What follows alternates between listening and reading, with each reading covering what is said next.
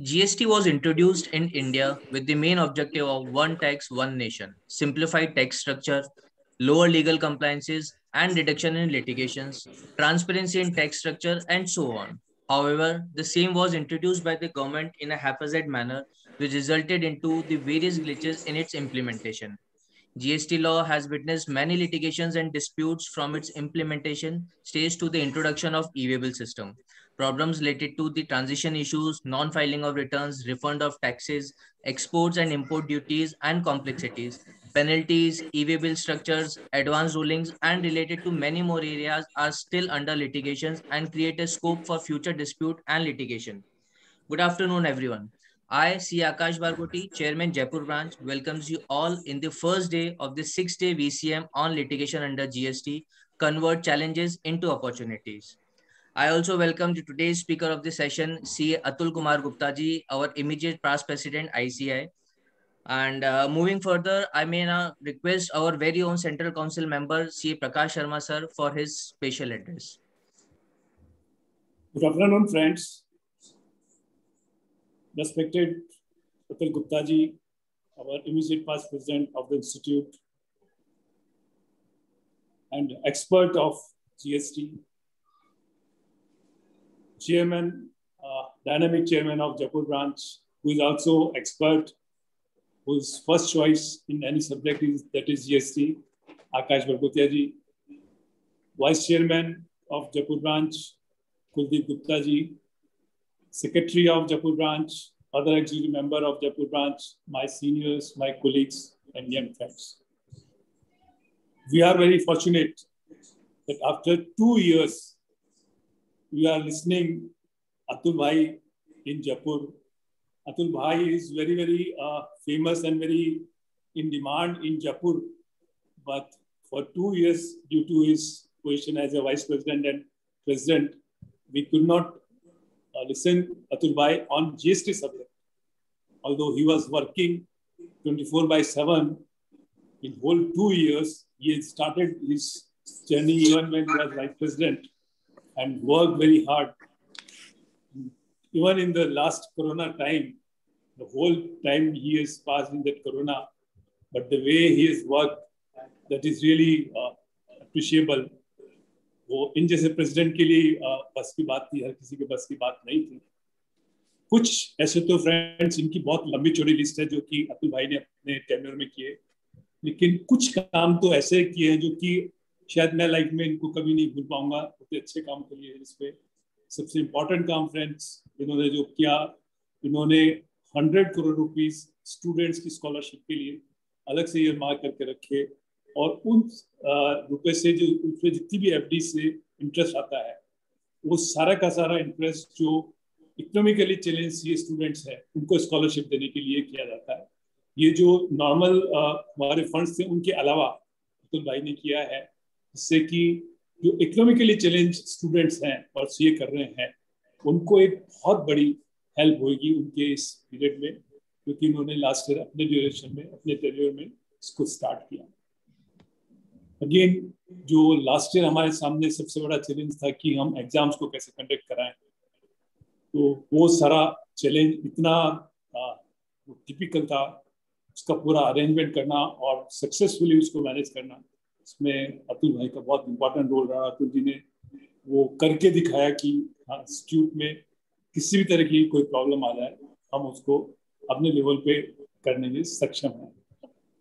Friends, जितने chapter और branches पिछले साल अतुल भाई ने इंस्टीट्यूट के खोले, वो एक रिकॉर्ड है. कभी एक साल में इतने एमयूज, इतने चैप्टर, इतनी ब्रांचेस नहीं खोली, क्योंकि कोविड पीरियड में भी उन्होंने 24/7 काम किया और खूब सारे चैप्टर और ब्रांचेस और एमयूज किए. एक सबसे इम्पोर्टेंट चीज़ जो हम सब लोगों के लिए अतुल जी ने की, वो ये है कि सेंटर ऑफ एक्सीलेंस, जो कि हालांकि सिटी से थोड़ा सा डिस्टेंस पे है, लेकिन एक 25 बीघा जमीन में बना हुआ है. उन्होंने जयपुर वालों को एक बहुत अच्छी गिफ्ट दी है. यहाँ पे इन्होंने सेंटर फॉर ऑडिट क्वालिटी एक नया पूरा विंग बनाया है, और उसमें वर्ल्ड लेवल की रिसर्च हुआ करेगी. उसमें ई लाइब्रेरी भी होगी जो कि हम सब मेंबर्स के लिए अवेलेबल होगी, वो सारे जो कंसेप्ट है वो अतुल जी का है, और अतुल जी ही उसमें सारा लीड लेके सारा काम कर रहे हैं। हम जयपुर वालों को फर्स्ट एंड सबसे ज़्यादा उसकी कन्वीनियंस होगी वो हम लोगों के लिए होगी। उसमें हम लोगों के लिए बहुत से अच्छे ऑप्शंस भी होंगे और बहुत अच्छी उसमें नॉलेज बनने के लिए चांसेस होंगे। सर हमारा अतुल जी हार्ड लक रहा कि आपके बिजी शेड्यूल में जयपुर ब्रांच में हम आपको इनवाइट नहीं कर पाए समाउ अदर।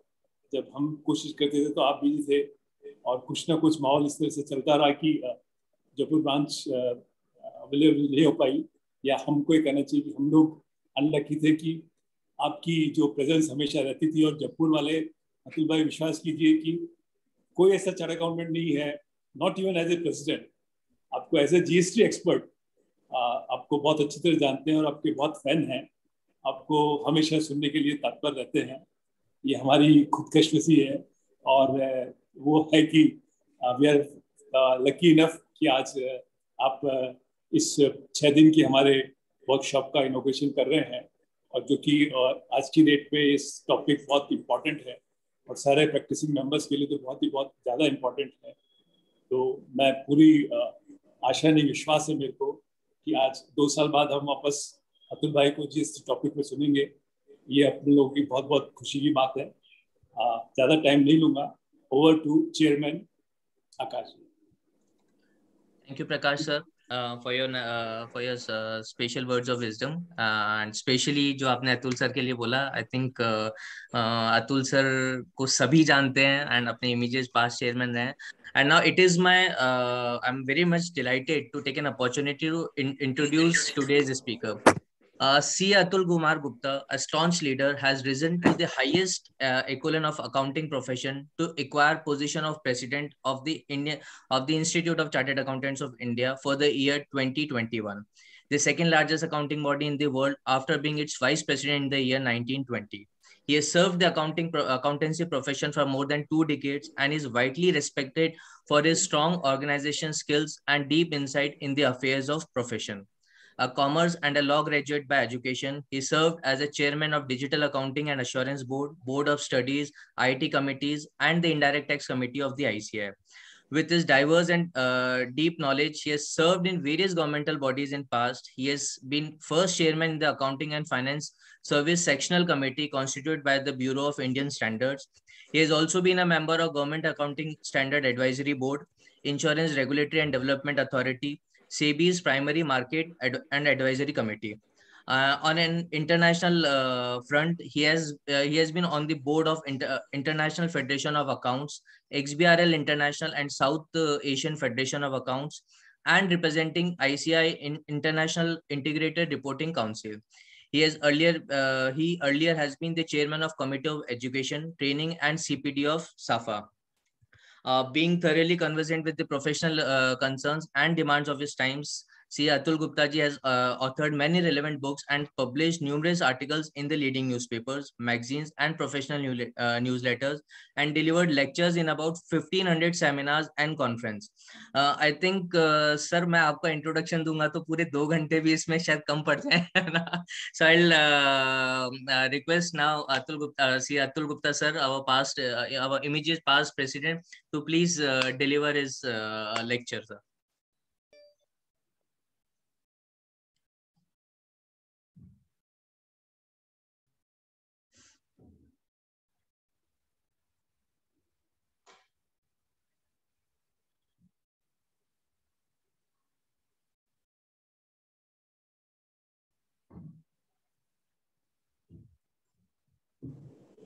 आपको मेरी प्रेजेंटेशन विजिबल है? नहीं सर, प्रेजेंटेशन नहीं आया अभी नहीं आ रहा। 1 मिनट, अभी विजिबल है? now it's visible, sir.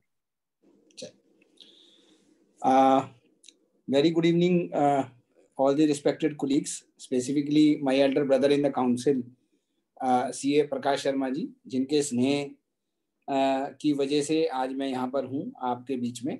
और हमेशा एज ए एल्डर ब्रदर की तरह से प्रकाश भाई साहब ने जो है वो काउंसिल में आज हमारा साथ करीबन 5 वर्ष पुराना है। हमारे जो चेयरमैन हैं, दी very dynamic young and vibrant chairman of Jaipur branch, Akash ji, and his entire management committee, a distinguished senior member of the profession, friends, ladies and gentlemen.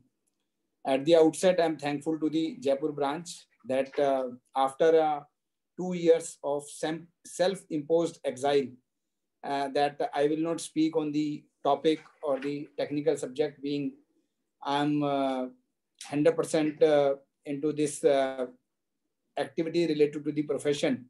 So I decided myself that I will not speak for on the topic. But today I got the first ever opportunity after demitting the office of as a president. That initially 2 months, like there were challenges related to COVID, and now I'm back to the office, and here between all of us on this 6 days conference being organized by the Jaipur branch, and today is the first day when I'm going to speak on the topic which is being assigned to me. Friends, जो आज का topic है, that is litigation under GST, that is prerequisites, approach and preparedness.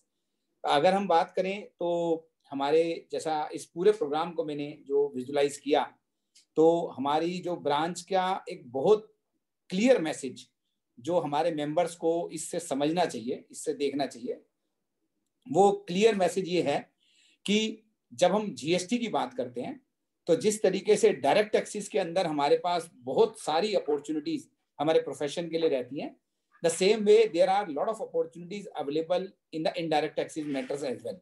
But when we speak about the indirect taxes, there are the two different dimensions of the indirect taxes, and specifically for the GST. One is a regular compliance matter कि हम लोग registrations कराएं, returns files करें, या routine matters को handle करें, या हम लोग जो है वो आने वाले समय के हिसाब से अपने आप को तैयार करें और हम interpretational issues पे काम करें, हम advisory का काम करें, हम consulting का काम करें, हम लोग जो है वो litigations के काम करें. तो जैसे जैसे टेक्नोलॉजी अपने आप में आगे बढ़ेगी, और हम सभी लोग जानते हैं, जैसा कि हमने अलग अलग प्रोग्राम्स में बोला, एज ए प्रेसिडेंट आईसीआई भी बोला कि हम लोग एक समय में जो है वो ABCD का मतलब जो हम कहते थे, वो कहते थे A for Apple and B for ball and C for, लेकिन आज की तारीख में अगर हम लोग ABCD की बात करें तो A स्टैंड जो करता है वो आर्टिफिशियल इंटेलिजेंस को करता है, B ब्लॉकचेन को करता है, जो अपने आप में धीरे धीरे करके हमारे जो रूटीन एंड रिपीटेटिव थिंग्स हैं उनको धीरे धीरे करके आउटसोर्स करती जा रही है. वो अपने आप में जो है वो कहीं ना कहीं पर जो है वो हमारी रूटीन और रिपीटेटिव चीजों को कंप्यूटर्स के द्वारा मेकर चेकर कंसेप्ट के द्वारा आउटसोर्स करती जा रही है. तो क्या होगा कि हमारे पास जो है, मैं आपको एक छोटा सा एग्जांपल देता हूं. हम सभी लोग जानते हैं कि जीएसटी इनवॉइसिंग की बात जब करते हैं, ई इनवॉइसिंग की बात करते हैं, मैं उम्मीद करता हूं आपको मेरी आवाज आ रही होगी क्योंकि मैं प्रेजेंटेशन होने की वजह से आप लोगों को देख नहीं पा रहा हूँ. yes, तो हाँ, सो एक मिनट, क्या कहाँ पे है, आप भी जूम पे जाएं.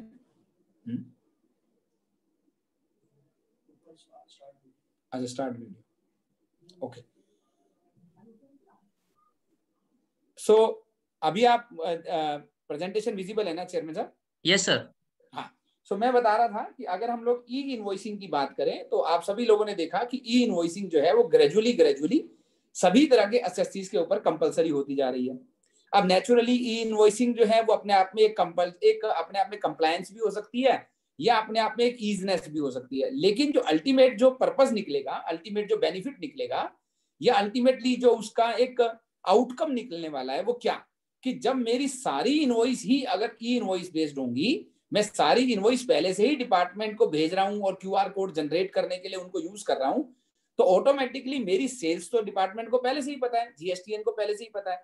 So what will happen that in the times to come there will not be any requirement of a GSTR1 to file, or the GSTR1 will come to me on a auto populated manner कि मुझे उसको सिर्फ check करना है और उसको approve करना है और डिपार्टमेंट में वो उसके बाद फाइल हो जाएगी. So what will happen कि जो टेक्नोलॉजी है वो अपने आप में हमारे को बहुत सारा ईज ऑफ डूइंग देगा, ईज ऑफ एक्सेस देगा, जिसकी वजह से मेरी रूटीन और रिपीटेटिव चीजें जो है वो अपने आप में सिस्टम्स को आउटसोर्स हो जाएंगी. इसी बात को मेरे चेयरमैन साहब ने, जो हमारे जयपुर के चेयरमैन साहब हैं, उन्होंने इस बात को बखूबी समझा, प्रकाश जी ने समझा, और उन्होंने ये तय किया कि हम लोग जो है वो एक 6 डेज का प्रोग्राम करते हैं जिसमें हम लोग जो है वो टेक्निकल मैटर्स पे, इंटरप्रिटेशनल इश्यूज पे, लिटिगेशंस के ऊपर काम करें, रादर देन हम कंप्लायंस वर्क के ऊपर जो है वो डेलिब्रेशन करें। आज का फर्स्ट डे, और फर्स्ट डे के अंदर जो टॉपिक मुझे दिया गया वो था कि लिटिगेशन का प्री रिक्विजिट्स क्या है, कैसे अप्रोच लेनी है, हमें अपने आप को किस तरीके से उसके लिए तैयार करना है। तो अगर मैं लिटिगेशंस की बात करूं तो लिटिगेशन का चैप्टर या लिटिगेशन का discussion will require 3 days 4 days। तो हम लोग जो है वो पूरा का पूरा मटेरियल आज की तारीख में तो एकदम से लिटिगेशन में डील नहीं कर सकते, लेकिन हम लोग जो है वो आज की तारीख में, क्योंकि लिटिगेशन को मैंने जैसे आपको लिखा, litigation includes assessment, litigation includes audit, और ऑडिट भी कई तरह के हैं, डिपार्टमेंट का ऑडिट है, special audit by the chartered accountants या कॉस्ट अकाउंटेंट के द्वारा है, हमारे पास इंस्पेक्शन, सर्च, सीजर और अरेस्ट के प्रोविजन है, और फिर उसके बाद हमारे कुछ और प्रोविजन है जहां पर डिमांड्स की बात आती है, रिकवरीज की बात आती है, अपील्स की बात आती है, या उससे रिलेटेड जो है वो डिफरेंट एस्पेक्ट्स की बात आती है। तो विल ट्राई कि हम लोग कितना इसको कवर कर पाते हैं, कितना हम लोग जल्दी जल्दी इसको आगे बढ़ाते हैं, और फिर देखते हैं जितना भी हमें समय मिलेगा, लेकिन हम लोग जो है वो एक एक चीज को आराम से समझते हुए आगे चलेंगे, सो दैट कि हमारे पास सामने जो एक नया होरिजन जो खुल रहा है, जो एक नई अपॉर्चुनिटी हमारे सामने है, जिसको हमें अपने आप को संभालना है, उसके लिए हम लोग जो है वो फंडामेंटली अपने आप को स्ट्रॉन्ग करते हुए आगे चलेंगे। अगर सबसे पहले बात करें तो ये स्लाइड जो है ये आपको हेल्प करेगी। आई विश कि आप इस स्लाइड को, मैं बाद में अगर कहेंगे तो मैं स्लाइड आपको शेयर भी कर दूंगा, लेकिन ये स्लाइड जो है वो आप अपने चाहे तो इसका एक स्क्रीनशॉट्स ले सकते हैं, because this is giving you a complete overview of the entire litigation aspect. तो सबसे पहले असेसमेंट की बात करें, जो हमारे सीजीएसटी एक्ट के अंदर सेक्शन 59 से 64 तक डील करता है, और इसके साथ हमें रूल पढ़ने पड़ते हैं 98 से 100 तक, और इससे रिलेटेड जो फॉर्म्स हैं ACMT 01 से लेकर ACMT 18 तक 18 तक, ये हमारा इस तरीके से पूरा का पूरा मैकेनिज्म है। तो ऑडिट में कौन से सेक्शंस हैं, कौन से रूल्स हैं, कौन से फॉर्म्स हैं, इंस्पेक्शन के लिए, डिमांड्स के लिए और अपील के लिए, ये इस स्लाइड में बताया गया है, जो हम सब लोगों को धीरे धीरे करके रेफर करने पड़ेंगे। तो आज मैं कोशिश करूंगा कि कम से कम जो है वो मैं पहले 3-4 एरियाज जो है वो आप लोगों के साथ जरूर डिस्कस करूं, if not the each and everything. एक मेरी रिक्वेस्ट है आप लोगों से इस पूरी प्रेजेंटेशन के दौरान, क्योंकि हम लोग आज की तारीख में हम एक सिस्टम बेस्ड लेक्चर्स कर रहे हैं, तो आप लोगों के पास में जो भी क्वेरीज हो, आप चैट बॉक्स के अंदर वो क्वेरीज डालते रहिएगा। मैं उस क्वेरीज को बाद में धीरे धीरे करके मैं उस चैट बॉक्स में से मेरी जो टीम है वो इमीडिएटली प्रिंट आउट्स निकाल के मुझे दे देगी, और मैं फिर उसके बाद उन क्वेरीज का आंसर देने का अपनी तरफ से to the best of my capacity मैं आंसर देने की कोशिश करूंगा। तो आपके मन में जो भी क्वेश्चन हो लिटिगेशन से रिलेटेड, प्लीज चैट में डालिए, और वो आपको आंसर में देने के लिए लास्ट के 15 मिनट रखेंगे, आपको आंसर हम लोग जो है वो देने का प्रयास करेंगे।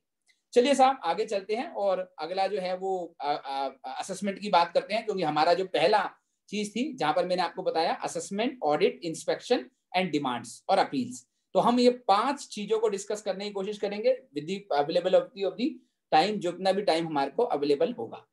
आगे चलते हैं और सबसे पहले असेसमेंट की बात करते हैं। तो असेसमेंट जो है वो हमारे पास 6 तरह की असेसमेंट्स हैं। जीएसटी के अंदर पहली असेसमेंट है सेल्फ असेसमेंट, फिर उसके बाद प्रोविजनल असेसमेंट भी है, स्क्रूटनी ऑफ द रिटर्न, जैसे हमारी इनकम टैक्स में 143(2) का नोटिस हमें आता है 143(3) की नोटिस के लिए, उस तरीके से स्क्रूटनी का प्रोविजन अवेलेबल है। हमारे पास नॉन फाइलर, अगर किसी ने रिटर्न फाइल नहीं करी है तो उसकी बेस्ट जजमेंट की असेसमेंट की तरह से असेसमेंट डिपार्टमेंट करता है। अगर आपने रजिस्टर्ड करना था पर रजिस्टर्ड नहीं किया तो उसकी अपने आप में असेसमेंट करता है। और फिर कुछ ऐसे केसेस हैं जिनके अंदर डिपार्टमेंट जो है वो समरी असेसमेंट भी करता है, ताकि जो है वो 1 मिनट के लिए कुछ स्पेशल केसेस में, तो हम लोग जो है इन सब के बारे में आज सबसे पहले चर्चा करेंगे।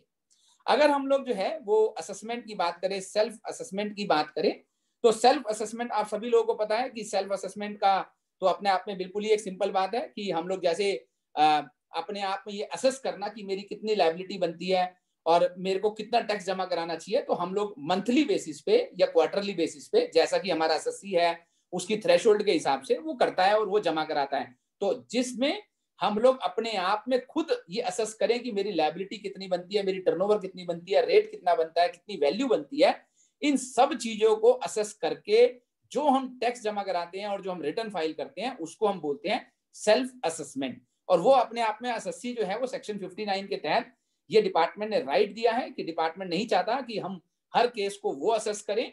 आप सभी एसएससीज को ये कहा जाता है कि आप अपने लेवल पे सेल्फ असेसमेंट करें, और उसके बाद अगर हमें लगेगा कि हमें को इसको स्क्रूटनी करना है तो मैं सेक्शन 61 के अंदर मुझे लगता है कि मुझे ऑडिट करना है, तो मैं उस ऑडिट के सेक्शन के अंदर जो है वो आपको उसके लिए रेलेवेंट नोटिस जो है वो मैं आपको इशू करूंगा।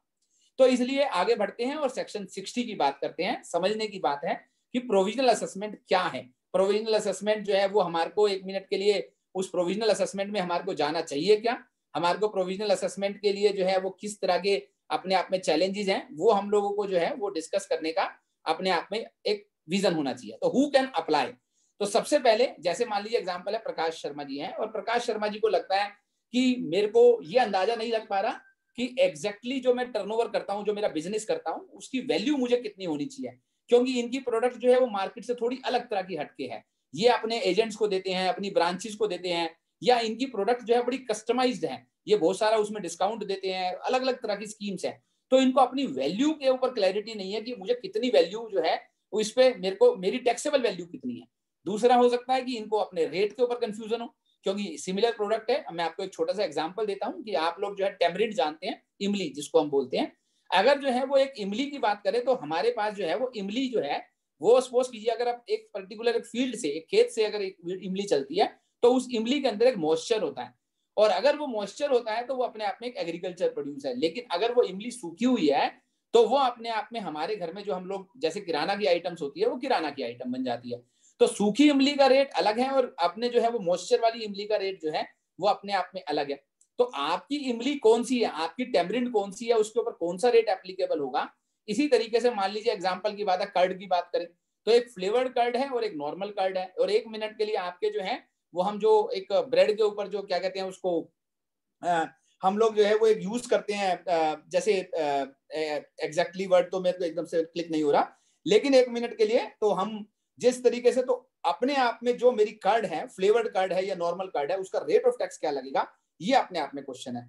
तो प्रोविजनल असेसमेंट ये कहता है कि अगर आपको किसी प्रोडक्ट की वैल्यू को लेके या सर्विसेज की वैल्यू को लेके या उसकी रेट को लेके अगर कंफ्यूजन है तो आप एक प्रोविजनल असेसमेंट के लिए डिपार्टमेंट को अप्लाई कर सकते हैं। परंतु चैलेंज क्या है कि अगर हमें अप्लाई करना भी चाहिए या नहीं करना चाहिए। तो एक तो अपने आप में बड़ी कंबरसम प्रोसेस है, क्योंकि आपको पूरा का पूरा डेटा देना है, पूरा का पूरा आपको जो है अपने ट्रांजैक्शन के बारे में बताना है, इवन आपको अपने सारे रिकॉर्ड्स हैं, सारी टर्नओवर है, वो सारी की सारी चीजें आपको जो है वो, इवन आपको बॉन्ड सिक्योरिटी की, भाई मैं अगर आपका जो टैक्स बनता है मैं वो पे करूंगा, तो वो आपको पूरा का पूरा अपने आप में कंप्लीट डॉक्यूमेंट्स आपको इस तरीके से देना है कि आपका एक स्क्रूटनी असेसमेंट हो रहा है।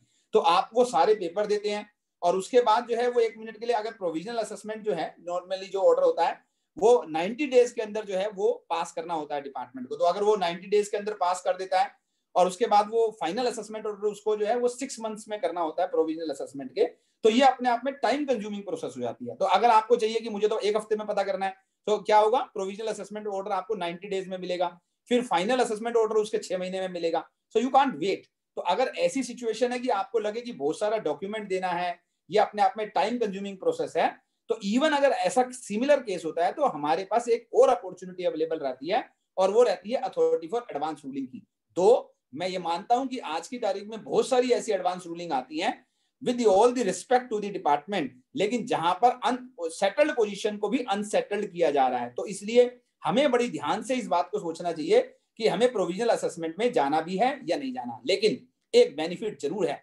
प्रोविजनल असेसमेंट में जाने का एक बेनिफिट जरूर है कि अगर आपके मन में कंफ्यूजन है, अगर आपको ये क्लैरिटी नहीं है कि मेरा रूल वैल्यू कितनी है, मेरा रेट ऑफ टैक्स कितना लगेगा, और अगर आप डिपार्टमेंट से पूछते हैं तो कम से कम आपके ऊपर जो है वो सप्रेशन ऑफ फैक्ट्स का जो चार्ज लगता है सेक्शन 73-74 में, जो मेलाफाइडी का चार्ज लगता है, जो कंसीलमेंट ऑफ इंफॉर्मेशन का चार्ज लगता है, वो नहीं लगता है। तो उसके बाद आपको पेनल्टियां जो है वो भी अपने आप में नहीं लगती हैं। तो इसलिए सबसे पहले इस बात को समाप्त करने से पहले कि प्रोविजनल असेसमेंट की अगर हम बात करें तो प्रोविजनल असेसमेंट में एक बड़ी इंपॉर्टेंट बात है कि हमें तभी जाना चाहिए जब हम अपने आप में, हमारे पास टाइम की अवेलेबिलिटी है, हमारी क्लैरिटी अवेलेबल है, रिकॉर्ड्स उतने ज्यादा नहीं है, और आपको जो है वो ऐसा नहीं लगता है कि 1 मिनट के लिए इसमें कोई बहुत ज्यादा एम्बिग्यूटी है। तो उस केस के अंदर हमारे को प्रोविजनल असेसमेंट के लिए हम लोग जो है डिपार्टमेंट को अप्लाई कर सकते हैं।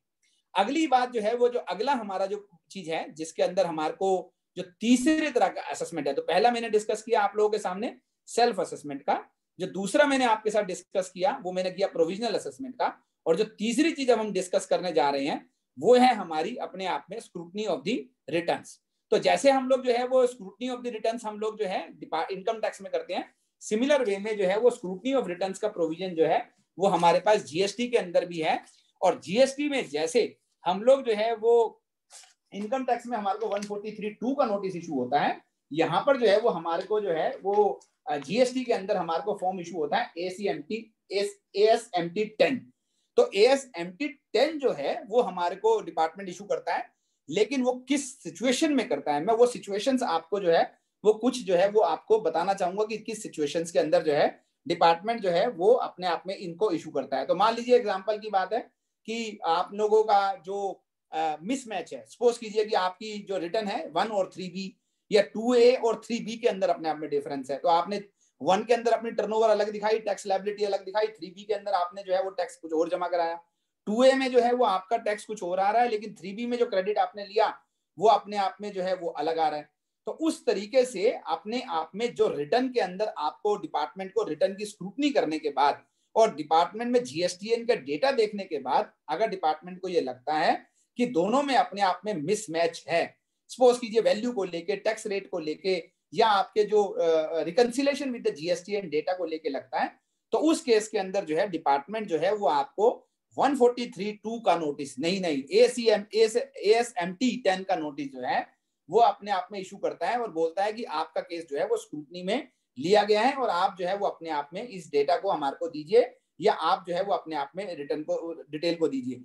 तो अपने आप में हमारे लिए बड़ी इंपॉर्टेंट बात है कि जब हम रिटर्न्स की बात करें तो रिटर्न्स को हम एक कंप्लायंस जॉब ना लेके उससे पहले ये बात करें कि जिस तरीके से हम टैक्स ऑडिट करते हैं, जिस तरीके से हम इनकम टैक्स की रिटर्न एनुअली भरते हैं, यहाँ पर रिटर्न अनफॉर्चुनेटली मंथली है या क्वार्टरली है, लेकिन उस रिटर्न को भरते वक्त वही सारी सावधानी बरतनी चाहिए जैसे हम इनकम टैक्स में टैक्स ऑडिट करते वक्त या एनुअल रिटर्न भरते वक्त करते हैं। मतलब आपको जितने भी डेटा आप रिटर्न के अंदर फाइल कर रहे हैं, जीएसटीआर 1 में फाइल कर रहे हैं या 3B में फाइल कर रहे हैं, उसका प्रॉपर रिकंसिलेशन हुआ है या नहीं हुआ है। तो रिकंसिलेशन कई तरह के हैं, जैसे एग्जांपल की बात है कि आपका 2A से रिकंसिलेशन है कि जितना क्रेडिट आपके जीएसटीएन में आ रहा है वो आप उससे ज्यादा तो नहीं ले रहे हैं, आपका जो है वो अपने आप में जो टर्नओवर आप बैलेंस शीट में दिखाना चाह रहे हैं ट्रायल बैलेंस में अवेलेबल है, आप उससे ज्यादा तो नहीं दिखा रहे हैं, आपने जितना टैक्स जमा कराया था चलान के थ्रू आप वही अपने आप में जीएसटीआर 1 में दिखा रहे हैं या नहीं दिखा रहे हैं, वैल्यू को लेके आप जो इनकम बैलेंस शीट के अंदर रिफ्लेक्ट कर रहे हैं मंथली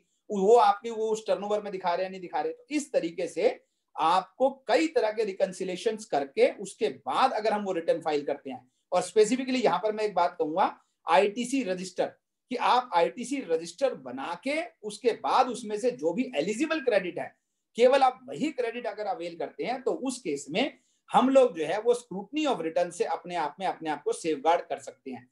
तो अपने आप में पहला बात कि एसीएमटी जो है वो 10 वो अपने आप में इशू अगर होगा तो वो होगा, क्योंकि अगर आपका रिकंसिलेशन का चैलेंज है तो वो होगा। लेकिन प्रिपेयर्डनेस की बात जो आपने सेमिनार में रखी, जो सेशन में रखी कि what how we should prepare ourselves, तो मैं आपको 4-5-6 तरह के रिकंसिलेशन यहाँ पे बताना चाहूंगा जो आप लोगों को हमेशा करने चाहिए इस बात को इंश्योर करने के लिए कि मुझे स्क्रूटनी में मेरा केस आए नहीं, और आए तो वो अपने आप में सेफली स्मूथली निकल जाए। नंबर 1 कि आपका जो है वो 2A से अपने क्रेडिट को रिकंसाइल करना।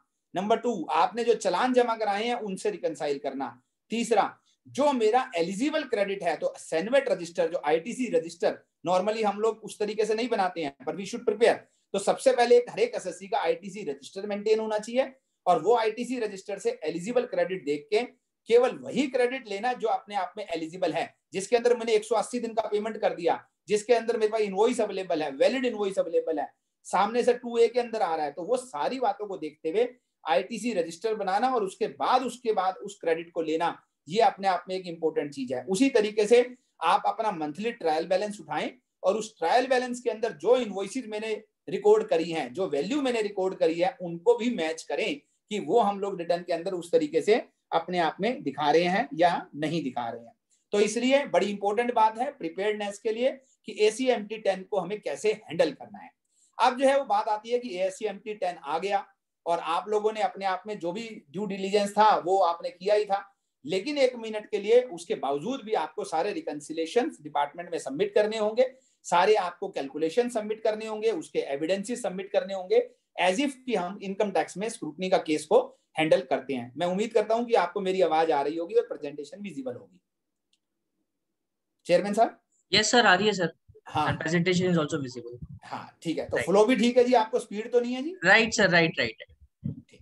तो अभी जो है वो हम लोग जो है वो बात कर रहे थे कि अब जो है वो केस आ गया, तो आप लोगों ने सबसे पहले जैसे ACMT 10 आ गया, तो डिपार्टमेंट के पास जो है वो, अगर मान लीजिए सपोज कीजिए कि डिपार्टमेंट सेटिस्फाइड है, देन इट्स ओके। डिपार्टमेंट अगर सेटिस्फाइड है तो वो आपको जो है ACMT 10 के बेस पे जो उसने स्क्रूटनी का नोटिस दिया, वो आपको फाइनली जो है वो उसकी असेसमेंट भी कर सकता है, और वो आपको जो है वो 1 मिनट के लिए जो है वो आपको और डिटेल भी मांग सकता है। लेकिन साथ में जो है वो डिपार्टमेंट के पास एक और पावर है। एक और पावर क्या है कि वो अपने आप में आपको जो है वो कुछ और एक्शंस भी इनिशिएट कर देता है ACMT 10 के बेस पे। जैसे एग्जांपल की बात है, वो आपका ऑडिट शुरू करने की बात कर सकता है। तो हमारे पास सेक्शन 65 है जिसके अंदर डिपार्टमेंट ऑडिट करता है। तो मान लीजिए आपने ACMT 10 का रिप्लाई भेजा और वो डिपार्टमेंट को सेटिस्फाई नहीं है, तो डिपार्टमेंट के पास क्या ऑप्शन अवेलेबल है कि या तो वो अपने आप में आपकी डिमांड क्रिएट कर दे, सेक्शन 73 74 के अंदर आपको शोकॉज नोटिस इशू कर दे, या उसे लगता है कि डिटेल इंक्वायरी करने की जरूरत है, तो वो उस केस में सेक्शन 65 के अंदर जो ऑडिट बाय द डिपार्टमेंट होता है वो इनिशिएट हो सकता है, या सेक्शन 66 के अंदर जो चार्टर्ड अकाउंटेंट और कॉस्ट अकाउंटेंट को स्पेशल ऑडिट की पावर दी गई है, वो उसके अंदर आपको जो है वो इवन उसके लिए भी कर सकता है। और इवन सेक्शन 67 के अंदर वो इंस्पेक्शन, सर्च या सीजर का भी इनिशिएशन अपने आप में कर सकता है। तो इसलिए मेरी क्या रिक्वेस्ट है आप लोगों से कि जब हम लोग ACMT 10 की बात करते हैं या रिटर्न की प्रिपेयर्डनेस की बात कर रहे हैं, तो we have to be very very careful. Otherwise, ACMT 10 leads to special audit, even search, seizure और inspection, and even the issuance of the show cause notice, जिसके अंदर हमारे को हम डिमांड नोटिस जिसको हम बोलते हैं, वो हमारा अपने आप में इशू हो जाता है। तो इसलिए हम लोग जो है वो स्क्रूटनी ऑफ रिटर्न्स को बहुत अच्छे से अपने आप में प्रिपेयर्ड करके चले, ताकि हमारे सामने वो सिचुएशन जो है वो अपने आप में कभी अपने आप में ना आए। साहब, उसके बाद हम लोग फोर्थ तरह का असेसमेंट है जो हम लोगों ने आज के टॉपिक के अंदर रखा कि अपने आप में जो है वो जो अगला इशू है कि नॉन फाइलर ऑफ रिटर्न्स। तो नॉन फाइलर ऑफ रिटर्न्स के अंदर मेरे पास 5 तरह की सिचुएशन है, मैं आप लोगों के सामने रखूंगा। सबसे पहले कि व्हेन अट्रैक्टेड, कि कब होता है कि जब मेरे को अपने आप में जो है वो डिपार्टमेंट जो है वो नॉन फाइलर ऑफ रिटर्न की तरह से जो है वो कहता है कि आपने जो है वो रिटर्न फाइल अपने आप में नहीं करी है, तो उसके लिए कब वो जो है वो how we have to handle this kind of a situation. Best judgement assessment के बारे में हमारा क्या व्यू है, क्या वो अपील किया जा सकता है या नहीं किया जा सकता, और अगर मेरी एक्चुअल लायबिलिटी जो उन्होंने असेसमेंट करी उससे कम है तो उस केस के अंदर क्या होगा। तो ये 5 बातें जो है वो हम लोगों को अच्छे से समझनी है कि अगर किसी ने रिटर्न फाइल नहीं करी है और उसको उसका नोटिस आ गया, तो आप सभी लोगों को पता है कि हम लोग को सेक्शन 46 के अंदर हमें जो है वो एक अपने आप में रिटर्न फाइल करनी होती है, और अगर वो रिटर्न में फाइल नहीं करता हूं तो उस केस के अंदर जो है जो लास्ट डेट है जब उसने आपको नोटिस दिया, आपको उसने नोटिस दिया 46 के अंदर कि आप रिटर्न फाइल करिए, लेकिन अगर मैं 15 दिन के अंदर अंदर वो रिटर्न फाइल नहीं करता हूं तो उस केस के अंदर जो है वो डिपार्टमेंट जो है वो इस पर्टिकुलर असेसमेंट प्रोविजन को इन्वोक कर देता है, और वो उस केस में आपकी जो लायबिलिटी है वो 1 मिनट के लिए बेस्ट जजमेंट करके एक असेसमेंट ऑर्डर इशू कर देता है। तो क्या कहना चाह रहा हूं आपको, आपने रिटर्न फाइल करनी है, आपने रिटर्न फाइल नहीं करी, अगर आपने रिटर्न फाइल नहीं करी तो वो आपको सेक्शन 46 के अंदर नोटिस इशू करेगा कि आप रिटर्न फाइल करिए। अगर आपने रिटर्न फाइल उसके 15 दिन के अंदर अंदर फिर भी नहीं करी तो उसके बाद आपकी अपॉर्चुनिटी खत्म, और उसके बाद वो आपको एक बेस्ट जजमेंट असेसमेंट करके वो अपने हिसाब से आपकी टर्नओवर को कैलकुलेट करके अपने एस्टिमेटेड के हिसाब से वो आपको जो है वो एक बार के लिए आपका बेस्ट जजमेंट करके आपको एक असेसमेंट ऑर्डर जो है वो पास कर देता है। अब जो है वो अगली बात आती है कि अगर वो असेसमेंट ऑर्डर आ ही गया, अगर 1 मिनट के लिए वो असेसमेंट ऑर्डर आ ही गया और उसके बाद जो है वो प्रोसीडिंग भी शुरू होंगी क्योंकि रिकवरी की, तो अगर हमें उस ऑर्डर को आने के बाद हमें इमीडिएटली क्या करना चाहिए, तो हम लोगों को जो है वो उस केस के अंदर जो है वो एक बात, पहली बात है कि कैसे अवॉइड करना है। तो अवॉइड करने की बात पहले कर लेते हैं, और अवॉइड अगर करना है तो ये ध्यान रखना चाहिए कि अगर किसी भी एसएससी के पास सेक्शन 46 का नोटिस आता है तो उस केस में वो 15 दिन के अंदर अंदर जो टाइम उसमें दिया गया होता है उसके अंदर उसको इमीडिएटली बेसिस पे रिटर्न फाइल कर देनी चाहिए। अदरवाइज ये जो हमारा प्रोविजन है नॉन फाइलर ऑफ रिटर्न के असेसमेंट का, ये अपने आप में इन्वोक करके डिपार्टमेंट जो है वो उसका नोटिस अपने आप में इशू कर देता है। अब अगली बात है कि जो है वो अगर वो असेसमेंट ऑर्डर आ ही गया तो और उसमें जो बेस्ट जजमेंट असेसमेंट हुई है तो अब हमें क्या करना चाहिए, तो उस केस के अंदर हमें एक पीरियड और दिया गया है। तो बड़े ध्यान से समझने की बात है कि अगर मेरे को बेस्ट जजमेंट का एक असेसमेंट ऑर्डर आ भी गया तो भी मैं अगर विद इन 30 डेज एक अपनी वैलिड रिटर्न फाइल कर देता हूं असेसमेंट ऑर्डर की डेट से, तो जिस दिन मेरे को असेसमेंट ऑर्डर इशू किया गया उसके 30 डेज के अंदर अंदर मैं अपने आप में एक रिटर्न फाइल कर देता हूं, तो ऑटोमेटिकली वो असेसमेंट ऑर्डर विड्रॉ माना जाता है। लेकिन एक बात ध्यान रखने की बात है कि ये जो 30 डेज का एक्सटेंशन है, क्योंकि मैं आपको एक जजमेंट भी बताना चाहूंगा कि हमारे पास एक जजमेंट आप नोट करना चाहें तो कर लीजिए, 2019 का जजमेंट है 30 GSTL 391 केरला हाई कोर्ट का जजमेंट है, जिसके अंदर एसएससी ने 30 डेज के अंदर अंदर उस रिटर्न को फाइल नहीं किया और एक्सटेंशन की रिक्वेस्ट करी, जो कि केरला हाई कोर्ट ने रिजेक्ट कर दी। तो मेरा क्या रिक्वेस्ट है, नोट कर लीजिएगा दोबारा, 2019 का जजमेंट है 30 GSTL 391 केरला हाई कोर्ट, जिसके अंदर यह बताया गया कि अगर आपको ये ऑर्डर आ गया है तो आपको अपनी एक वैलिड रिटर्न 30 डेज के अंदर अंदर फाइल करनी ही करनी है, अदरवाइज आपको इसका पीरियड आपको अवेलेबल नहीं होगा। उसके बाद क्या करना पड़ेगा, अदरवाइज आपको केवल और केवल अपील में ही जाना पड़ेगा, जो हमारा 4th पॉइंट है। तो एक बार के लिए, whether this BGA order, best judgment order passed under this section is appealable, the answer is yes, as section 10 says that any order or decision passed under this act is appealable। तो आपको जो है वो ये जो अपना assessment order होता है बेस्ट जजमेंट का, और अगर आप इसको 30 डेज के अंदर अंदर आप वैलिड रिटर्न फाइल नहीं करते हैं तो आपने वैलिड रिटर्न फाइल कर दी, वो असेसमेंट ऑर्डर अपने आप में विड्रॉ हो जाएगा। लेकिन अगर आपने वो 30 डेज के अंदर अंदर फाइल नहीं करी तो आप उस केस के अंदर जो है वो एक अपील जो है वो फाइल कर सकते हैं। एक और बात है कि अगर मान लीजिए सपोज कीजिए कि लायबिलिटी जो आपने अपनी रिटर्न में फाइल करी, जो 30 डेज के अंदर आपने रिटर्न फाइल करी, और वो आपने जो असेसमेंट है, तो मान लीजिए सपोज कीजिए आपकी असेसमेंट हुई 2 करोड़ रुपए के ऊपर और आपने अपनी जो वैलिड रिटर्न फाइल करी वो आपने 1 करोड़ 70 लाख रुपीस की करी, तो उस केस में जो 30 लाख रुपीस का जो टैक्स है, अगर वो आपका ऐसा केस है तो उस केस में जो है वो आपको उसका अमाउंट जो है वो रिफंड के लिए आप एलिजिबल होंगे, तो वो आपको जो है वो रिफंड मिल जाएगा। आपकी रिटर्न वैलिड है, एक्सेप्टेड है, तो उस केस के अंदर जो है वो असेसमेंट ऑर्डर विड्रॉ हो जाएगा और उस केस के अंदर जो है वो आपको जो है अपने आप में उसका रिफंड के लिए आप 1 करोड़ 70 लाख, क्योंकि आपने अपने आप में सेल्फ भरा है तो आपने 2 करोड़ तो जमा कराए नहीं है, तो 1 crore 70 lakh will be treated as a final return. वो डिपार्टमेंट स्क्रूटनी करेगा, अगर वो वैलिड मानता है तो उस केस में वो लायबिलिटी जो है वो फिक्स हो जाएगी 1 करोड़ 70 लाख रुपीस के ऊपर, और रिफंड की बात ही नहीं है क्योंकि हम लोगों ने वो जमा कराया ही नहीं है। एक और बात है अपने आप में, एक और केस लो है जो मैं आप लोगों को बताना चाहूंगा, जो आपको मैं जस्ट एक उसकी साइटेशन पहले दे देता हूं। 2020 का जजमेंट है 30 GSTL 120, जिसके अंदर क्या कहा गया कि section 62 can be invoked only in case where return under section 39 और 45 इज नॉट फर्निश्ड।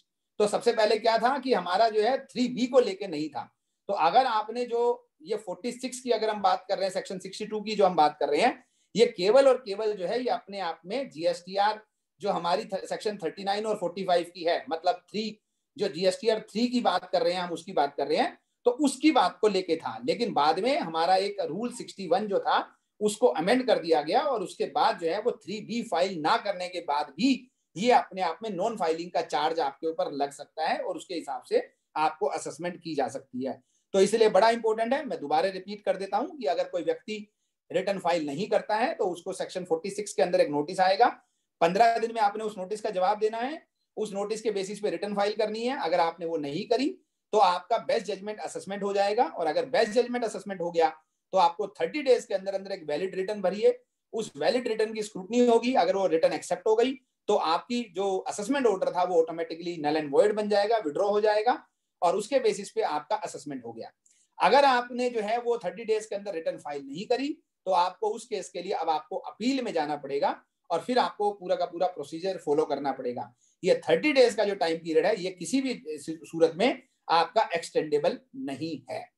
फ्रेंड्स, अब हम लोग जो है वो आगे चलते हैं और अगले प्रोविजन की बात करते हैं, जिसमें हम लोग जो है वो कुछ ऐसी बात करेंगे कि जहां पर जो है वो किसी व्यक्ति ने जो है वो रिटर्न अपने आप में फाइल ही नहीं करी है। तो अगर मान लीजिए किसी व्यक्ति ने जो है वो रिटर्न फाइल ही नहीं करी है तो हमारे पास जो है वो एक मिनट जी, तो हम लोग जो है वो अभी बात कर रहे थे कि नॉन फाइलिंग ऑफ रिटर्न की बात कर रहे थे। मेरे पास कुछ जजमेंट भी है, ये जजमेंट मैंने आप लोगों के साथ शेयर कर लिया ऑलरेडी, पर फिर भी मैं आपकी कन्वीनियंस के लिए इन जजमेंट्स को भी मैंने आपके सामने रखा है इस स्लाइड के अंदर, जस्ट कि ताकि जो है वो हमारे को अगर ये नोट भी करने हो तो हम नोट कर सकते हैं। मैंने सारे जजमेंट आपके साथ शेयर करे। 30 GSTL 391 बताया कि एक्सटेंशन अलाउड नहीं है, मैंने आपको दूसरा जजमेंट भी बताया, तो अपने आप में ये जजमेंट आपके सामने है, जिसमें ये क्लियर बोला गया है कि ये 30 डेज की लिमिट जो है ये अपने आप में फिक्स लिमिट है, इसके अंदर आप किसी भी हालत में इसकी एक्सटेंशन की उम्मीद नहीं कर सकते। आगे चलते हैं और सर अब हम लोग बात करते हैं दूसरी तरह की बात। असेसमेंट खत्म होने के बाद अब हम बात करते हैं ऑडिट्स की। तो ऑडिट दो तरह के हैं, जैसा कि आप लोगों ने डिस्कस किया, मैंने आपको शुरू में बताया। एक ऑडिट है बाय द डिपार्टमेंट ऑफिसर, जिसमें डिपार्टमेंट का अपना एक पूरा विंग है, वो अपने आप में ऑडिट करता है। और दूसरा है कि जब ऑडिट के लिए, एक स्पेशल ऑडिट के लिए जो है डिपार्टमेंट जो है वो चार्टर्ड अकाउंटेंट या कॉस्ट अकाउंटेंट फर्म को बोलता है कि आप मेरे बिहाफ पे इसका जो है वो एक स्पेशल ऑडिट जो है वो कर दीजिए। तो चलिए दोनों ऑडिट को समझते हैं। पहले एक बार के लिए ऑडिट क्या होता है ये हम लोग अपने जीएसटी का जो हमारा पहला सेक्शन है, सेक्शन 2, जिसके अंदर डेफिनेशंस दी हुई हैं, तो एक बार के लिए हम लोग ऑडिट को भी समझ लें कि ऑडिट क्या है। हम लोगों को अच्छे से आता है क्योंकि हम सब चार्टर्ड अकाउंटेंट हैं, तो इसलिए जो है वो ऑडिट का मतलब examination of the record, returns and other documents है, मेंटेन और furnished by the registered person under this act और रूल्स मेड देयर अंडर और under any law for the timing and to verify the correctness of the turnover declared. तो किस किस चीज का audit normally होता है? जो आपने टर्नओवर बताई है, जो आपने टैक्स पे किया है, आपने कोई रिफंड क्लेम किया है, और जो फोर्थ और सबसे इंपॉर्टेंट पॉइंट है, जो आज की तारीख में मेरे को लगता है कि सबसे बड़ा लिटिगेशन का पॉइंट है, वो है इनपुट टैक्स क्रेडिट अवेल्ड।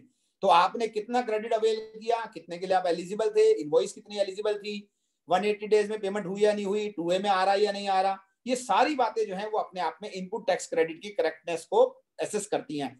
तो ये सब चीजें अपने आप में है। और उसके बाद जो दूसरी मेरी कंप्लायंस है, जैसे मैंने रिटर्न टाइम पे भरी या नहीं भरी, ये सब चीजें चेक करने को हम लोग जो है वो अपने आप में ऑडिट कहते हैं।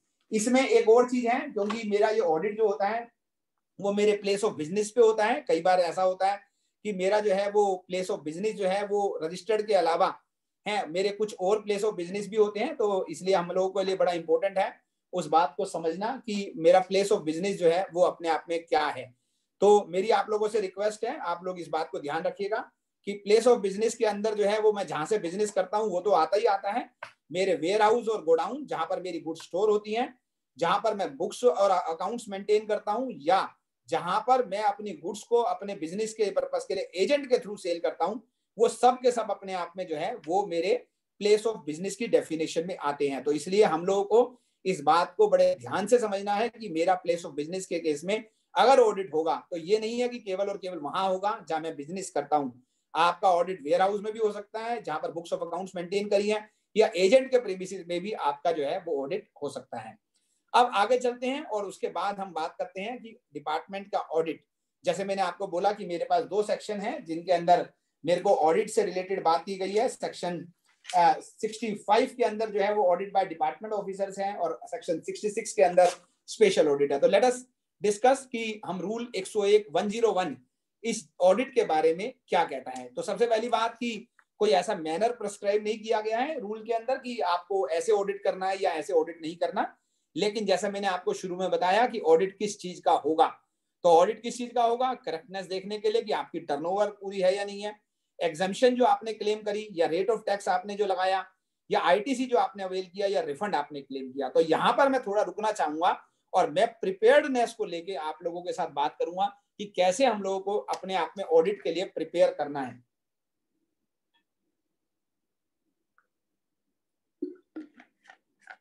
माफ कीजिएगा। तो हम लोग जो है सबसे पहले बात करते हैं टर्नओवर की। तो आप लोग सभी जानते हैं कि अगर हम टर्नओवर की बात करें और या एग्जम्पशन क्लेम करने की बात करें, तो मेरे पास जो है वो अगर मैं सप्लाई की बात करूं या टैक्सेबल सप्लाई की बात करूं, तो मेरे पास जो है वो नॉर्मली क्या होता है कि हमारे पास कोई एसएससी आता है और वो आते ही बोलता है कि मेरी इस टर्नओवर पे टैक्स लगेगा क्या, नहीं लगेगा, या क्या टैक्स लगेगा। लेकिन आप सभी लोग जानते हैं, और मैंने पहले भी जयपुर में आके एक बार इस बात को कहा था कि हमें ये सबसे पहले ये समझने की जरूरत होती है कि मेरी टर्नओवर में क्या आएगा और क्या नहीं आएगा, मेरी टर्नओवर कौन सी टैक्सेबल है और कौन सी एग्जम्प्ट टर्नओवर है। तो अगर मैं ये देखना चाहता हूं कि मेरी टर्नओवर पे टैक्स लगेगा या नहीं लगेगा, वो कौन सी टर्नओवर है जो टैक्सेबल है और वो कौन सी टर्नओवर एग्जम्प्ट है, तो बड़ा ही एक छोटा सा फार्मूला है जो हम लोगों को सीखना चाहिए, और मैं उसी में एक चीज को जोड़ूंगा, वैल्यूएशन को बाद में।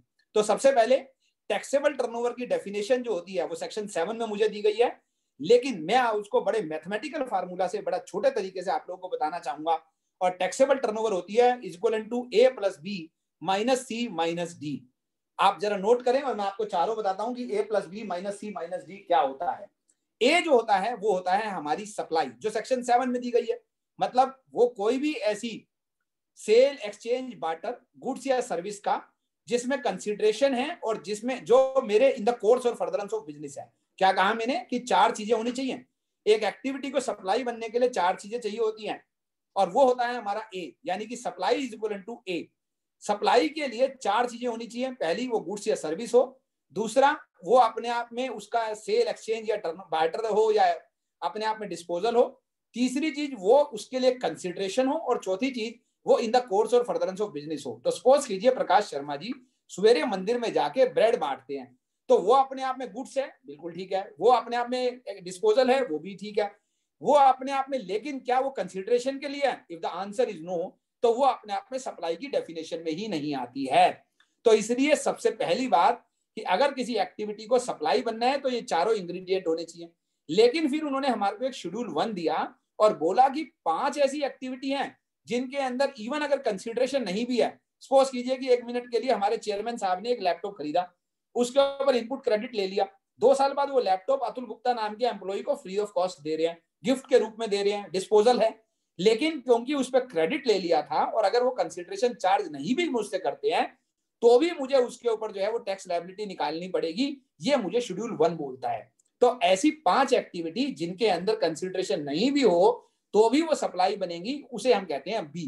तो ए प्लस बी यानी कि section 7 plus schedule 1 minus schedule 3 यानी कि माइनस सी, वो एक्टिविटी जो ना गुड्स है ना सर्विस है, मतलब वो ना सप्लाई ऑफ गुड्स में आती है ना सप्लाई ऑफ सर्विस में आती है, जैसे एम्प्लॉयर एम्प्लॉय रिलेशनशिप, तो वो मेरी कभी टर्नओवर का पार्ट नहीं बनेगा। मान लीजिए मुझे कोई आर्बिट्रल ट्राइब्यूनल की फीस मिली है तो वो मुझे कभी टर्नओवर का पार्ट नहीं बनेगा। और minus D that is exemption, और वो एग्जम्पशन मुझे दी गई है नोटिफिकेशन नंबर 12/2017 में। तो मैं क्या कहना चाह रहा हूं आपको कि जब भी डिपार्टमेंट का ऑडिट आएगा उससे पहले हमें मंथ टू मंथ बेसिस पे, एनुअल बेसिस पे जो प्रिपेयर्डनेस है उसके अंदर सबसे पहले ये देखना चाहिए कि जो मेरी टर्नओवर मैं अपने आप में फाइनेंशियल स्टेटमेंट में दिखा रहा हूं, क्या वो मेरी टर्नओवर अपने आप में जो मेरी एनुअल रिटर्न फाइल हुई है जीएसटीआर की, वो अपने आप में मैच कर रही है या नहीं कर रही है। और अगर जैसे हम बैंक रिकंसिलिएशन स्टेटमेंट बनाते हैं कि अगर वो मैच नहीं कर रही है तो उस केस में वो मैच क्यों नहीं कर रही है, क्या वो शेड्यूल 3 वाली टर्नओवर है, क्या वो एग्जम्पशन वाली टर्नओवर है, और अगर मैंने कोई एग्जम्पशन ली है अगर वो मैंने कोई एग्जम्पशन ली है तो क्या वो एग्जम्पशन मेरी नोटिफिकेशन नंबर 12/2017 के हिसाब से एक वैलिड एग्जम्पशन है। और एक और डिफरेंस हो सकता है दोस्तों जो मैं आपको बताना चाहूंगा टर्नओवर में दोनों तरह की, और वो होता है वैल्यूएशन की वजह से। क्योंकि कई बार एग्जांपल देता हूं मैं आपको एक छोटा सा, हम लोग जो है जब सामान सप्लाई करते हैं तो वो मेरी टर्नओवर में रिपोर्ट होता है, लेकिन अगर मैं वही सामान अपने ब्रांच को ट्रांसफर करता हूं या मैं अपने एजेंट को अपनी ब्रांच को ट्रांसफर करता हूं और ब्रांच को 100% क्रेडिट अवेलेबल होता है, तो उस केस में मेरे को उस वैल्यू को ये नहीं बोला गया। क्या कहना चाह रहा हूं, सपोज कीजिए कि मैंने एक मोबाइल का काम करता हूं, अगर मैं मोबाइल अगर 20,000 का बेचता हूं तो उसके ऊपर मुझे 18% के हिसाब से टैक्स लगेगा, मेरी टर्नओवर में 3600 रुपए टैक्स बनेगा, 20,000 की सेल बनेगी।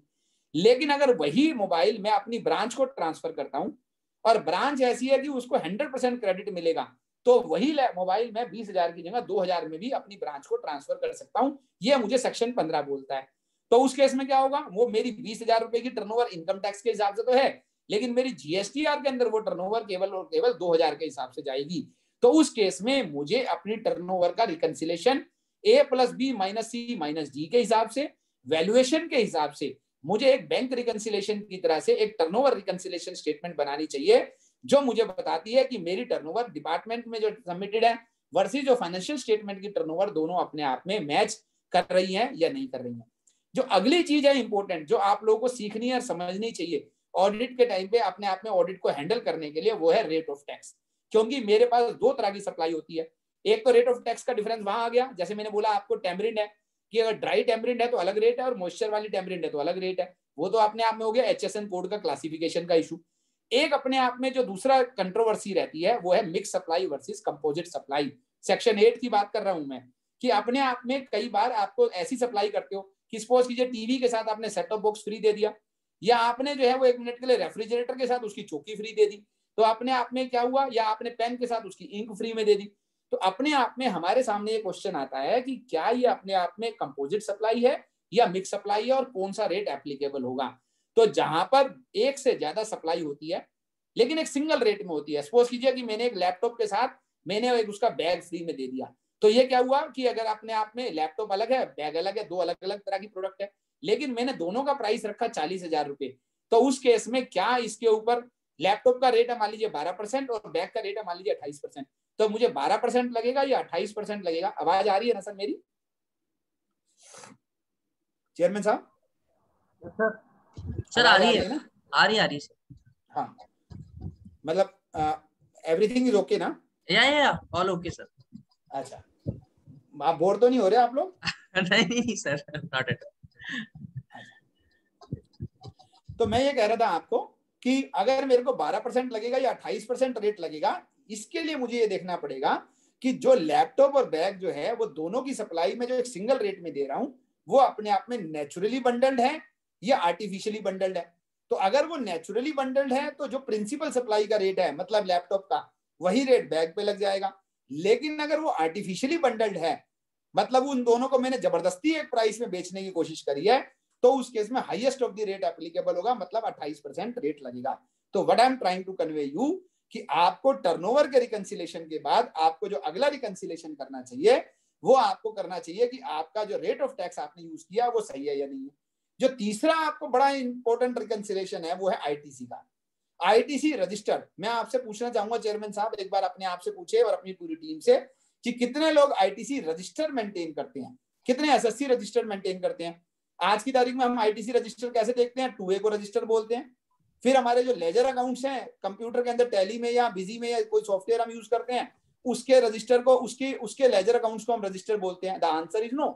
हमारे को एक जो है वो स्पेसिफाइड फॉर्मेट के अंदर एक आईटीसी रजिस्टर मेंटेन करके कुछ चीजें चेक करने की जरूरत है। जैसे हम लोगों ने रूल 42 है जिसके अंदर हमारे को बताया जाता है T1 T2 करके कि मुझे कितना क्रेडिट मिलेगा कितना नहीं मिलेगा, मेरे कौन कौन सी इनवॉइस ऐसी हैं जिन पे मुझे क्रेडिट मिलेगा और किस पे नहीं मिलेगा, इनवॉइस के सारे क्राइटेरियाज पूरे हैं या नहीं है, 180 दिन में पेमेंट हो गई या नहीं हो गई, कैपिटल गुड्स है तो क्रेडिट मुझे किस प्रपोर्शन में मिलना है। अपने आप में मेरी कोई पर्सनल 17(5) वाली है जिनका मुझे क्रेडिट मिलना नहीं है, उनका क्रेडिट तो मैंने नहीं ले लिया। 2A के अंदर सामने वाले वेंडर ने उसकी पेमेंट कर दी या नहीं कर दी तो वो 2A में रिफ्लेक्ट हो रहा है या नहीं हो रहा। तो ये सारी चीजें चेक करने के बाद एक प्रॉपर आईटीसी रजिस्टर बनाना, मैं आपको रिक्वेस्ट करूंगा बाद में एक प्रोग्राम करेंगे आईटीसी रजिस्टर पे कि एक आईटीसी रजिस्टर कैसे मेंटेन किया जाता है, इसके ऊपर एक अपने आप में प्रोग्राम करके डिस्कस करेंगे। तो ही मेरा जो नेचुरली लीगली मेरा अवेलमेंट है, यूटिलाइजेशन है, वही मेरा अगर किया है तो उस केस में मेरे को ऑडिट कराने में बड़ी इजीनेस होती है। तो ये सारी प्रिपेयर्डनेस जो मैंने आपको बताने की कोशिश करी कि जो आपको रजिस्टर या रिकॉर्ड्स मेंटेन करने की बात कही मैंने आपसे, ये अपने आप में जरूरी है कि जब भी हम डिपार्टमेंट के ऑडिट की या एक स्पेशल ऑडिट की बात हम लोग जो है वो अगर अपने आप में करेंगे। तो अब जो है वो एक और चीजें हैं, कुछ चीजें और हैं जो मैं आपको बताना चाहूंगा इस ऑडिट के बारे में कि अगर जो है वो डिपार्टमेंट का जब भी ऑडिट होगा तो हमारे सामने 3 बातें आएंगी। एक, time limit for completion of the audit. तो मैं आपको बता दूं कि जब भी हमारा इस तरह का ऑडिट होगा, नोटिस आएगा, उसके 3 महीने के अंदर अंदर डिपार्टमेंट को वो ऑडिट कंप्लीट करना होता है। हाँ, डिपार्टमेंट को ये लगता है कि वो कंप्लीट नहीं कर पाएगा तो उस केस के अंदर वो 6 मंथ्स का एक फर्दर एक्सटेंशन जो है वो कमिश्नर साहब से ले सकता है। तो total maximum time to complete this audit is 9 months. हाँ, लेकिन ये 9 मंथ शुरू कहां से होते हैं, ये 3 महीने शुरू कहां से होते हैं? तो मैं आपको ये बता दूं कि ये 3 महीने शुरू होते हैं जिस दिन हम अपने रिकॉर्ड्स जो हैं वो डिपार्टमेंट को सारे के सारे सबमिट कर देते हैं या डिपार्टमेंट जो है वो एक्चुअली में ऑडिट शुरू कर देता है। तो अगर डिपार्टमेंट आपके प्रीमिसेस में आ गया, उसने ऑडिट शुरू कर दिया, तो आपका जो जो जो आपकी क्लॉक है वो आपकी जो है वो टिक हो गई और उसके बाद 3 महीने या 9 महीने के अंदर अंदर उस ऑडिट को कंप्लीट करना पड़ेगा। और एक बात, जो अगली बात है, conclusion of audit and issue of एसन। मतलब कि अगर डिपार्टमेंट ऑडिट कर रहा है और अगर उसको ये लगता है कि मेरे इस ऑडिट के अंदर बहुत सारे नॉन कंप्लायंसेस हैं, टैक्स की लायबिलिटीज बनती है, तो उस केस के अंदर वो कंक्लूजन के 30 डेज के अंदर अंदर, अपने आप में ध्यान दीजिएगा, कंक्लूजन के 30 डेज के अंदर अंदर डिपार्टमेंट को एक नोटिस इशू करना पड़ता है सेक्शन 73 या 74 में। 73 नॉर्मल पीरियड है, 74 एक्सटेंडेड पीरियड है। तो उस केस में वो आपको जो है वो नोटिस इशू करता है। तो उसके अपने आप में जो है वो नोटिस इशू करेगा और आपको जो है वो डिमांड क्रिएट कर देगा। तो इस तरीके से आपको जो है वो मैंने कुछ प्रैक्टिकल एस्पेक्ट भी बताए जो डिपार्टमेंट ऑडिट के अंदर हम सब लोगों को समझने की जरूरत है। आई बिलीव कि मैं आप लोगों को जस्टिफाई कर पा रहा हूं जी। हाँ जी चेयरमैन साहब। सर कंप्लीटली, बिल्कुल सर। आप लोगों को मजा आ रहा है या नहीं साहब? आ रहा है डेफिनेटली सर। चलिए तो उसके बाद आगे चलते हैं और हम लोग अगली बात करते हैं और वो है हमारा audit, special audit by the chartered accountant, cost accountant. तो इसके अंदर हम लोगों को दोबारा उसी तरीके से 3-4 बातें हमारे को सीखने की जरूरत है। और मैं बता दूं कि अगर डिपार्टमेंट को लगता है कि ये ऑडिट एक स्पेशलाइज्ड वर्क है और इसके अंदर मैं इसको अपने लेवल पे हैंडल नहीं कर पाऊंगा या मेरे को उतनी टीम अवेलेबल नहीं है, तो उस केस के अंदर जब डिपार्टमेंट कोई स्क्रूटनी कर रहा है, कोई इंक्वायरी है, कोई इन्वेस्टिगेशन है और वो करते करते उसको लगता है कि मैं इसकी कॉम्प्लेक्सिटी को हैंडल नहीं कर पाऊंगा या बिजनेस की नेचर को समझने में नहीं आएगा, मुझे लगता है कि रेवेन्यू लॉस हो जाएगा, मेरे को उतनी टीम अवेलेबल नहीं है, तो उस केस के अंदर जो है वो डिपार्टमेंट जो है वो एसएससी को एक एडीटी 03 इशू कर सकता है और उसका मतलब है कि एक special audit by the chartered accountant और द कॉस्ट अकाउंटेंट। तो आप सब लोगों ने देखा होगा अभी पैनल भी खुला था, बहुत सारे कमिश्नरेट्स ने पैनल किया था चार्टर्ड अकाउंटेंट्स को और कहा था कि अगर हमें जरूरत पड़ती है तो हम इस तरह का ऑडिट कराने के लिए आपको जो है वो रिक्वेस्ट करेंगे। तो ये अपने आप में एक अच्छी लर्निंग एक्सरसाइज होती है, दो बहुत रेम्यूनरेटिव नहीं होती है, लेकिन अगर हम चाहें तो ये हमारे लिए एक प्रोफेशनल अपॉर्चुनिटी भी रहती है जब हम इस तरह के स्पेशल ऑडिट के लिए अपने आप को एंगेज कर सकते हैं। एक और बातें हैं, कुछ और बातें हैं जो हम लोगों को इसके अंदर जो है वो सीखने की जरूरत है इससे पहले कि मैं इंस्पेक्शन पे जाऊं, और वो है हमारी की हमारे को कितना टाइम मिलता है। तो मैं आपको बता दूं कि अगर कभी भी इस तरह का एडीटी 03 इशू होता है तो उसके बाद चार्टर्ड अकाउंटेंट को इस ऑडिट को करने के लिए 90 डेज का टाइम रहता है जब वो उसको ऑडिट को कंप्लीट करना है। लेकिन हाँ, अगर उसको लगता है कि वो 90 डेज में कंप्लीट नहीं हो पाएगा तो उस केस में वो असिस्टेंट कमिश्नर को रिक्वेस्ट करके उस पीरियड को फर्दर 90 डेज के लिए भी एक्सटेंड करवा सकता है। और जैसा कि आपको मैंने बताया कि अगर ऐसा हुआ कि उसको लगता है कि ऑडिट में कुछ कमियां हैं, कंप्लायंस में कुछ कमियां हैं और उसको ऑडिट में वो इन्वेस्टिगेट करता है, वो अपने आप में ट्रेस करता है, तो उस केस के अंदर जो है वो एक डिमांड नोटिस जो है वो डिपार्टमेंट बना देता है सेक्शन 73-74 में, जो कि हम लोगों ने पहले भी बात करी, हम आगे भी बात करेंगे कि जो डिमांड नोटिस के टाइम पे हम लोग जब अपना डिस्कस करेंगे। तो इसलिए अपने आप में बड़ी इंपॉर्टेंट चीज है जब हम लोगों ने इसके अंदर जो है ये अपने आप में एक प्रोफेशनल अपॉर्चुनिटी को हमने किस तरीके से हार्नेस करना है वो हम लोग जो है वो डिस्कस अपने आप में कर सकते हैं। फ्रेंड्स, उसके बाद हम लोग जो है वो अपने डिस्कशन के तीसरे पड़ाव पे पहुंच जाते हैं और वो है मेरा inspection, search, seizure and arrest. तो ये अपने आप में एक बड़े हमारे 6 दोबारे प्रोविजन है। Power to inspection, inspection of goods in movement, जब हम कोई हमारा लॉरी जा रही है तो उसके अंदर वो गुड्स की इंस्पेक्शन करना, अरेस्ट करना, सम्मन इशू करना, बिजनेस प्रीमिसेस को एक्सेस करना। मैंने बिजनेस प्रीमिसेस का डेफिनेशन आपको पहले बताया था। और उसके बाद 1 मिनट के लिए officers to assist the proper officer, जो एक मिसलेनियस सब प्रोविजन है, इसलिए वो भी हम लोग जो है वो अपने आप में डिस्कस कर सकते हैं।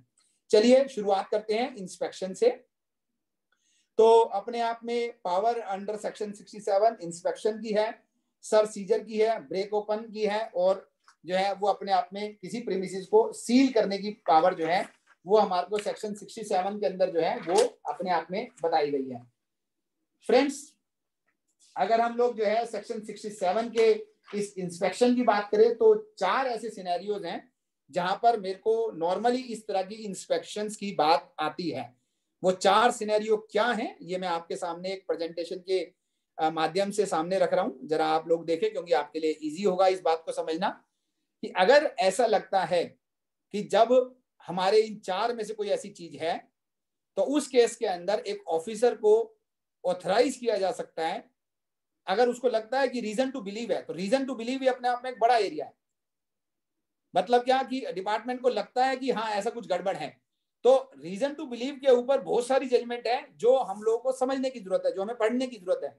तो अगर मुझे अपने आप को प्रिपेयर्डनेस करनी है, जो हमारा टॉपिक है आज का, तो उसके अंदर हमारे को रीजन टू बिलीव के लिए मैं आपको कुछ जजमेंट लिखवा रहा हूं कि आप लोग जो है वो 1 मिनट के लिए इनको नोट करिएगा, सो दैट कि these all will help you. तो सीलिंग को लेके, रीजन टू बिलीव को लेके मैं आपको 5-6 जजमेंट लिखवा रहा हूं जो मैंने नोट किए आप लोगों के हेल्प करने के लिए, कि मैंने वो आपको मैं बताऊंगा।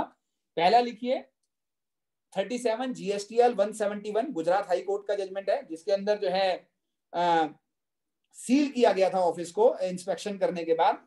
तो उन्होंने बोला कि आपको कि ये कितना सही है सीलिंग करना या कितना सही नहीं है। उसी तरीके से डॉक्यूमेंट्स रिटेन किए गए थे इस इंस्पेक्शन के बाद, सर्च सीजर के बाद, उसका एक जजमेंट है 33 GSTL 169 बॉम्बे हाई कोर्ट का जजमेंट है। इसी तरीके से मेरे पास एक और जजमेंट है 32 GSTL 342, जिसके अंदर जो है वो अनऑथराइज्ड इंस्पेक्शंस को लेके जो है वो अपने आप में हाई कोर्ट ने बहुत सख्त डिसीजन दिया।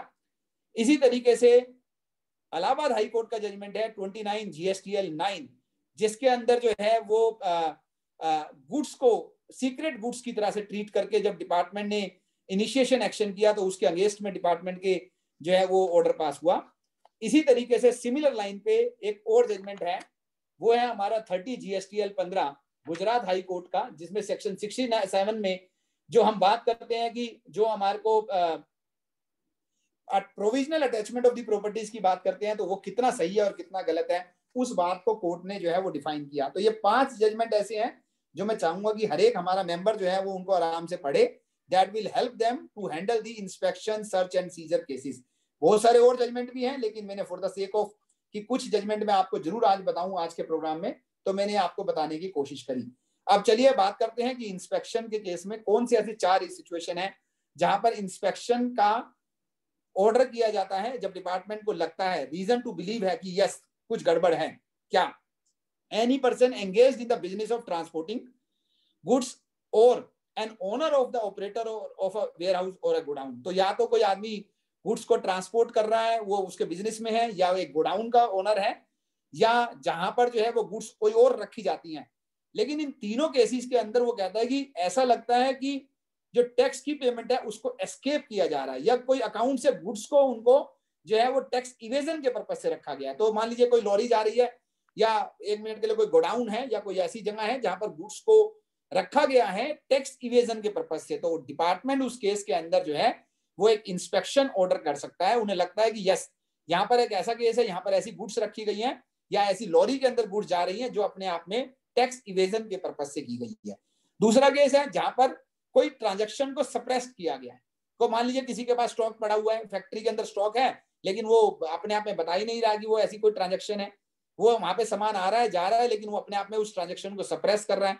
तो उस केस के अंदर उस फैक्ट्री को, गोडाउन को, प्रीमिसेस को सर्च किया जा सकता है, इंस्पेक्शन की जा सकती है कि यस ये ऐसा क्यों है। तीसरा है जब आपने जरूरत से ज्यादा इनपुट टैक्स क्रेडिट ले लिया। तो आप लोग देख रहे होंगे कि बहुत सारे बोगस इनपुट टैक्स क्रेडिट के लिए जब डिपार्टमेंट की रेड सर्च हो रही है, इंस्पेक्शन हो रही है, तो वो ये तीसरी कैटेगरी में फॉल करती है कि जब एक टैक्सेबल पर्सन ने अपने इनपुट टैक्स क्रेडिट से एंटाइटलमेंट से ज्यादा क्रेडिट ले लिया। और जो चौथा है कि वो अपना आप में कोई और ऐसा प्रोविजन का कॉन्ट्रावेंशन कर रहा है, किसी ऐसी एक्टिविटी में इंडल्ज है जो अपने आप में टैक्स इवेजन का अपने आप में फाउंडेशन बन रही है। तो उन सारे केसेस में कि आपने कोई ऐसी गुड्स रखी हुई है जो इवेजन के लिए है, आपने कोई सप्रेशन किया है, क्रेडिट ज्यादा ले लिया, या कोई और प्रोविजन का उल्लंघन किया for the purpose of evasion of tax, in that all cases वो अपने आप में इंस्पेक्शन का ऑर्डर जो है वो डिपार्टमेंट की तरफ से किया जा सकता है। और जो है वो कहां पर इंस्पेक्ट किया जा सकता है वो मैंने आपको बताया कि एनी प्लेस ऑफ बिजनेस। तो मैंने प्लेस ऑफ बिजनेस आपको पहले बता दिया था, इसलिए any place of the business of the taxable person or the person engaged in the business of transporting goods, owner of the warehouse, godown or any other places. तो ये सभी places का, इन सभी व्यक्तियों का, उन सभी प्रिंसिपल प्लेसेस ऑफ बिजनेस का इंस्पेक्शन अपने आप में डिपार्टमेंट जो है वो कर सकता है, ये देखने के लिए कि कहीं कोई इवेजन या कोई सप्रेशन का जो है वो केस तो अपने आप में नहीं बन रहा। अब जो है वो अगर ये रीजन है तो when can the search can be authorised.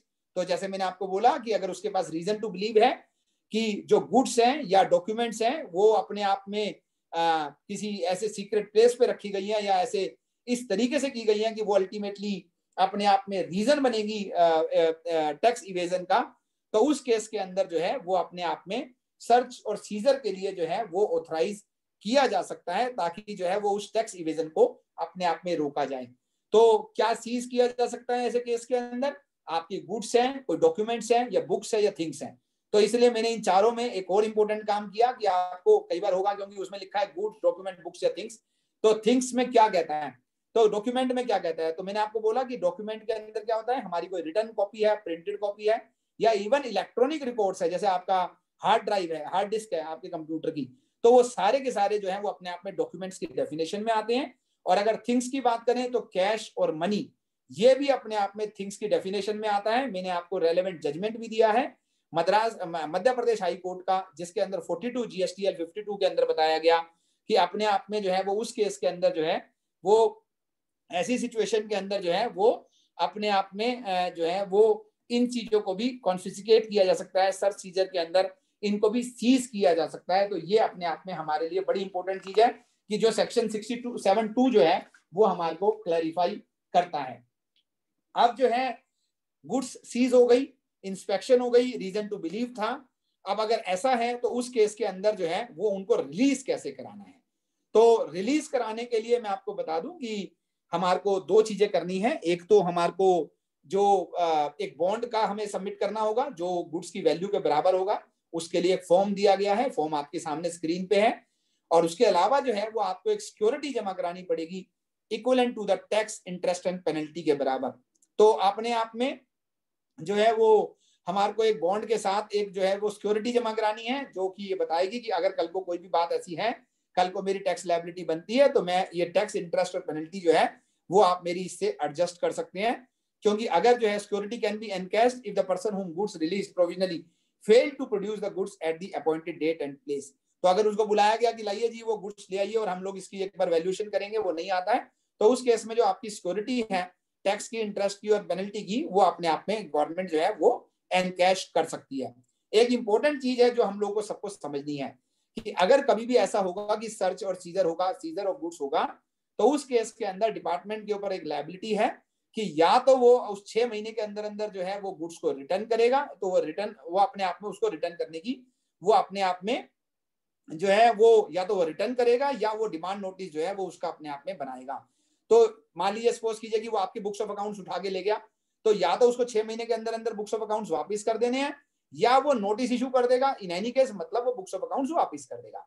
तो अगर उसने 6 महीने के अंदर अंदर अगर वो नोटिस नहीं बनाया, तो उसके बाद वो उन बुक्स ऑफ अकाउंट्स को रिटेन नहीं कर सकता, एक्सेप्ट कि वो अगर 6 महीने का एक्सटेंशन डिपार्टमेंट से ना ले ले। तो या तो वो 6 महीने प्लस 6 महीने मतलब 12 महीने से ज्यादा तो किसी भी हालत में वो रिटेन नहीं कर सकता है। इस केस के अंदर हमारे को ये चीजें जो है वो बड़ी ध्यान से करनी है। अब लेकिन कई बार क्या होता है कि आपके सामने एक चैलेंज आता है, और वो चैलेंज होता है कि गुड्स जो है वो पेरिशेबल नेचर की होती हैं, और वो गुड्स जो है वो अगर वो बहुत दिन तक अगर रिटेन हुई इसी तरीके से 6 महीने तक, तो प्रैक्टिकली उनकी वैल्यू खत्म हो जाएगी। तो उसके लिए भी जो है वो हमारे को एक प्रोविजन जो है वो जीएसटी लॉ में दिया गया है। और वो प्रोविजन क्या है कि अगर आपका जो है जो गुड्स है वो पेरिशेबल नेचर की है या हजार्डस नेचर की है, जिसके अंदर स्टोरेज स्पेस अवेलेबल नहीं है, या उसकी वैल्यू ही खत्म हो जाएगी, डेप्रिशिएट हो जाएगी, तो उस केस के अंदर वो क्या कहता है कि आपको जो है वो विच एवर इज लोअर, मतलब अगर टैक्सेबल पर्सन जो है, जो व्यक्ति है जिसकी वो गुड्स है, अगर वो अमाउंट पे कर देता है किसके बराबर, या तो वो गुड्स और जो गुड्स है उनकी मार्केट वैल्यू या उससे रिलेटेड जो टैक्स इंटरेस्ट पेनल्टी बनेगा। तो मान लीजिए गुड्स है 2 लाख रुपए की, सपोज कीजिए मैंगोज है, और वो 2 लाख रुपए के मैंगोज है और उसके ऊपर टैक्स रेट है मान लीजिए 5%, तो या तो वो 10,000 रुपया जो है वो इंटरेस्ट पेनल्टी के साथ मान लीजिए 20,000 बनता है तो वो 20,000 रुपए जमा करा दे, या वो 2 लाख रुपए विच एवर इज लोअर। तो अगर वो 20,000 रुपए जमा करा देता है तो डिपार्टमेंट जो है वो उन गुड्स को रिलीज कर सकता है, क्योंकि वो गुड्स जो है वो पेरिशेबल नेचर की है। लेकिन अगर वो 2 लाख या 20,000, 2 लाख रुपए जो वैल्यू थी या वो 10,000 रुपए जो उसका जो टैक्स या ड्यूटी जो बनती थी, वो अगर वो व्यक्ति जमा नहीं कराता है, जो टैक्सेबल पर्सन है वो जमा नहीं कराता है, तो डिपार्टमेंट जो है वो उन गुड्स को डिस्पोज ऑफ कर सकता है, और जो अमाउंट रिलाइज होगा उससे वो उस टैक्स इंटरेस्ट और पेनल्टी के अगेंस्ट में एडजस्ट हो जाएगा। तो उस केस में अगर वो कहता है मुझे लेने ही नहीं है, तो डिपार्टमेंट खुद ही उन सामान को डिस्पोज ऑफ कर देगा, और डिस्पोज ऑफ करने के बाद जो है वो उन सामानों को अपने आप में इस तरीके से रिलीज कर देगा। अब बात आती है ये कौन से ऐसे हजार्डस गुड्स हैं, कौन सी ऐसी पेरिशेबल नेचर की हैं। तो उस केस के अंदर जो है मैं आपको ये बताना चाहूंगा कि हमारे पास एक नोटिफिकेशन है 27/2018 सेंट्रल टैक्स की, जो अपने आप में 13 जून 2018 को इश्यू की गई थी, जिसके अंदर ये पूरी की पूरी लिस्ट भी दी गई है। तो फायरवर्क्स है, सैंडलवुड्स है, अपने आप में पेट्रोलियम प्रोडक्ट्स हैं, आपके पास न्यूज़पेपर्स हैं, मेंथोल है या सेफ्रॉन है, ये सारी चीजें उसके अंदर दी गई हैं जिनमें बताया गया है कि इस केस के अंदर आपको किस तरीके से, अगर ऐसी इनमें से कोई गुड्स इसमें क्लासिफाई करती है तो आपको किस तरीके से इसको हैंडल करना है। तो चलिए अब 1 मिनट के लिए हम लोग जो है वो आगे चलते हैं और सर्च एंड सीजर की अंदर जो है वो जो इसकी जो इंटरनल मतलब जो अपने प्रोविजंस हैं उनको भी थोड़ा सा हम लोग जो है वो डिस्कस करते हैं। तो सबसे पहले कि कितने दिन तक वो रिटेन किए जा सकते हैं, कि अगर कोई डॉक्यूमेंट्स या बुक्स ऑफ जो रिकॉर्ड्स हैं वो अपने आप में डिपार्टमेंट ने ले लिया और उसके बाद जो है वो तो एक तो गुड्स हुआ, तो गुड्स के लिए मैंने आपको बताया था, आपको याद होगा मैंने आपको प्रोविजन बताया था कि 6 मंथ्स के अंदर अंदर या तो वो डिमांड नोटिस बनाएगा या फिर वो उसके बाद उसको उनको वापस करेगा। लेकिन अगर वो डॉक्यूमेंट्स या बुक्स या थिंग्स को लेके जाता है तो दो तरह की बात है, एक गुड्स है और एक है डॉक्यूमेंट्स या बुक्स ऑफ रिकॉर्ड्स है, या जो कैश और मनी की बात हम लोगों ने की थी थिंग्स में, अगर वो उसको रिटेन करता है, वो अगर उसको सीज करता है तो उस केस में क्या होगा। तो यहाँ पर सेक्शन 67(2) हमें बोलता है कि उस केस में या तो उसको डिमांड नोटिस बनाना है, और अगर वो डिमांड नोटिस नहीं बनाता है तो 30 डेज के अंदर अंदर जो है वो उसको जो है वो अपने आप में उस नोटिस के 30 डेज के अंदर अंदर जो है वो अपने आप में उसको रिटर्न करना होगा। सो ये हम लोगों के लिए बड़ा इंपॉर्टेंट है नोट करना कि जब गुड्स की बात करेंगे तो 6 मंथ्स की बात आएगी, लेकिन डॉक्यूमेंट्स या बुक्स ऑफ थिंग्स, बुक्स और थिंग्स की बात करेंगे तो हमारे पास जो है वो 1 मिनट के लिए 30 डेज का टाइम है, जब उसको जो है वो अपने आप में उस नोटिस के 30 डेज के अंदर अंदर जो है वो उस ये सारी चीजों को उसको वापिस करना है।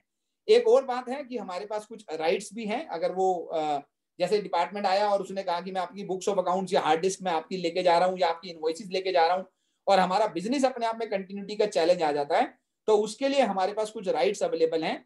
तो वो राइट्स क्या हैं कि हम लोग उसकी कॉपीज ले सकते हैं या हम उसका हार्ड डिस्क का एक्सट्रैक्ट्स भी ले सकते हैं। तो उस केस के अंदर जो है वो हम लोग जो है एक ऑथराइज ऑफिसर की प्रेजेंस में उसके बताए हुए टाइम पे हम जाएं और उसकी एक कॉपीज या उसकी एक्सट्रैक्ट लेने का राइट जो है वो हमारे पास जो है वो अपने आप में अवेलेबल है। तो ये सारी चीजें जो हैं वो बड़े इंपॉर्टेंट है हम सब लोगों के लिए समझना कि और एक बात और दूसरी मैं बता दूं कि इसके अंदर जो हमारे सीआरपीसी के जो प्रोविजंस हैं सर्च एंड सीजर के, वही सारे के सारे एप्लीकेबल होते हैं। हाँ, यहाँ पर सिर्फ मजिस्ट्रेट जो है वो अपने आप में सब्स्टिट्यूट हो जाता है कमिश्नर के नाम से।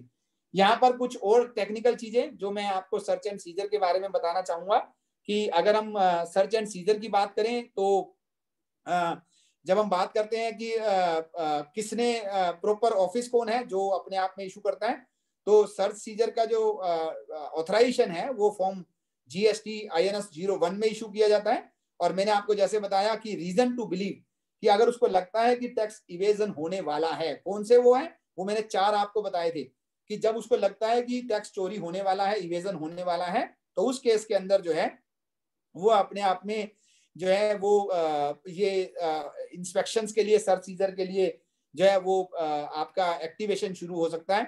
क्या सीज हो सकता है वो मैंने आपको बता दिया, उसकी रिसीट डिपार्टमेंट को आपको देनी होती है, उन्होंने क्या क्या सीज किया और फिर उसके बाद वो कितने दिन तक वो अपने पास रखेगा, वो भी बातें मैंने आपको सारी की सारी बता दी। एक और चीज है जो अपने आप में जो हम लोगों को यहाँ पर डिस्कस करनी चाहिए और मैं आपके साथ डिस्कस करना चाहूंगा, और वो है ब्रेक ओपन और सील। तो यहाँ पर जो है वो अपने आप में एक इम्पोर्टेंट प्रोविजन है कि जब डिपार्टमेंट सर्च सीजर के लिए आता है तो वो किसी भी सील को ब्रेक भी कर सकता है, किसी डोर को, वो किसी अलमीरा को, इलेक्ट्रॉनिक डिवाइसेस को, वो अपने आप में जिसके अंदर गुड्स अकाउंट्स या रजिस्टर या कोई और आपको लगता है कि कोई ऐसा रिकॉर्ड जो है वो इसके अंदर मेंटेन किया गया है, तो ये सारे के सारे जो है वो जहां पर उसको डिनाई किया गया, उसको नहीं खोलने के लिए परमिशन मिली, तो वो उनको तोड़ने का राइट, उनको ब्रेक सील को ब्रेक करने का राइट जो है वो अपने आप में डिपार्टमेंट के पास रहता है। तो इसलिए हम लोग इस बात को बड़े अच्छे से एक बार के लिए अपने आप में नोट कर लें। कुछ केस लॉज मैंने आपको ऑलरेडी इससे रिलेटेड जो थे वो मैंने आपको बताए, फिर भी मैं आपको दोबारा ये बता रहा हूँ, आप नोट कर लीजिए 37 GSTL 171 जिसके अंदर बताया गया कि किस तरीके से जो है वो अपने आप में सील करने या ब्रेक करने के लिए जो रेलेवेंट जजमेंट है, जिसमें आपको बताया गया कि किस तरीके से डिपार्टमेंट के पास राइट है या डिपार्टमेंट को किस तरीके से जो है वो जो इम्पोर्टेंट उसकी ड्यूटीज हैं वो उन्हें फॉलो करनी है। इसी तरीके से मैंने एक जजमेंट और आपके सामने लगाया कि डॉक्यूमेंट्स कब तक वो रिटेन कर सकते हैं, कब तक रिटेन नहीं कर सकते। तो ये आप जजमेंट नोट कर ले, 33 GSTL 169 बॉम्बे हाई कोर्ट का जजमेंट है। That will help you to understand कि ये किस तरीके से रहेगा। सिमिलरली और कुछ जजमेंट है 32 GSTL 34 342 जो मैंने आपको बताया कि घर में मदर, वाइफ और डॉटर थे, फिर भी उसके बावजूद डिपार्टमेंट 6 दिन तक जो है वो सर्च करता रहा, तो हाई कोर्ट ने बहुत सख्त इंक्वायरी करने के ऑर्डर दिए उनके अगेंस्ट में। इसी तरीके से सीक्रेटेड प्लेस पे गुड्स को रखने की बात आई, तो उसके लिए भी एक जजमेंट जो है वो मैंने आपके सामने यहाँ पर रखा। एक बात और है जो हमारे को इस प्रोविजन को लगभग खत्म करने की तरफ है, और जो हम यहाँ से फिर हम अगले पड़ाव पे जाएंगे डिमांड्स एंड रिकवरी पे, तो वो मैं आप लोगों के साथ डिस्कस करूंगा। लेकिन उससे पहले जो है मैं आपको बता दूं कि हमारे सामने जो है वो एक पावर टू सम्मन होती है कि वो किसको सम्मन इशू कर सकता है, किसको सम्मन इशू नहीं कर सकता। तो वो हम लोगों के लिए बड़ा इंपॉर्टेंट है समझना कि डिपार्टमेंट जो है वो उसके पास पावर रहती है किसी भी व्यक्ति के अटेंडेंस के लिए जहां पर वो उसको लगता है कि एविडेंस दे सकता है, या किसी व्यक्ति के पास ऐसा कोई डॉक्यूमेंट या रिकॉर्ड अवेलेबल है जो उसकी इंक्वायरी के लिए इंपॉर्टेंट है। और यहाँ पर बहुत सारी ऐसी बातें हैं कि सम्मन्स के अंदर कौन जा सकता है, कौन नहीं जा सकता, उसके बाद वहां पर उसे अरेस्ट कैसे कर सकते हैं, किस तरीके से क्या हमारा एडवोकेट या चार्टर्ड अकाउंटेंट सम्मन्स के अंदर पार्टी के साथ जा सकता है या नहीं जा सकता। ये हम लोग एक सेपरेट सेशन के अंदर जरूर डिस्कस करना चाहेंगे किसी वक्त जब हम लोग इन सब बातों को डिस्कस करेंगे। फ्रेंड्स, इसके बाद जो है वो कुछ गाइडलाइंस इशू करी गई है सम्मन्स के लिए।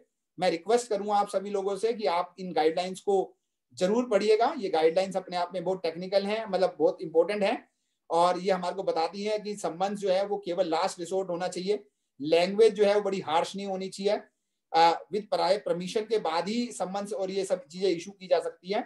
और जो है वो अपने आप में जो है वो परमिशन कैसे लेनी है, उसके बाद सम्मन कर दिया आपने तो उसकी एक रिपोर्ट डिपार्टमेंट को सबमिट करनी है।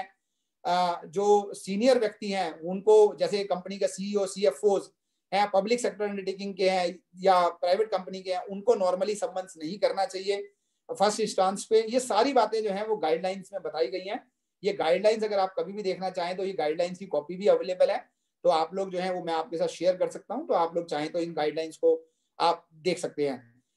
बार बार सम्मन इशू ना करें, मिनिमम नंबर ऑफ अपीयरेंस की कोशिश करें, बहुत ज्यादा वेट ना कराएं, और जो है वो ऑफिस आवर्स के अंदर ही ये सब चले।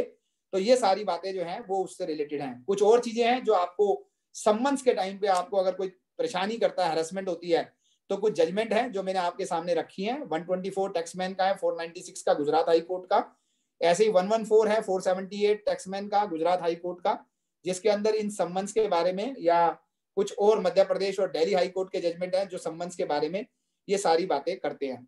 तो फ्रेंड्स, ये सारा का सारा था अभी तक के मेरे तीसरे पड़ाव पे, जहां पर हम लोगों ने जो है वो अभी तक डिस्कस किया असेसमेंट का, ऑडिट का और इंस्पेक्शन का।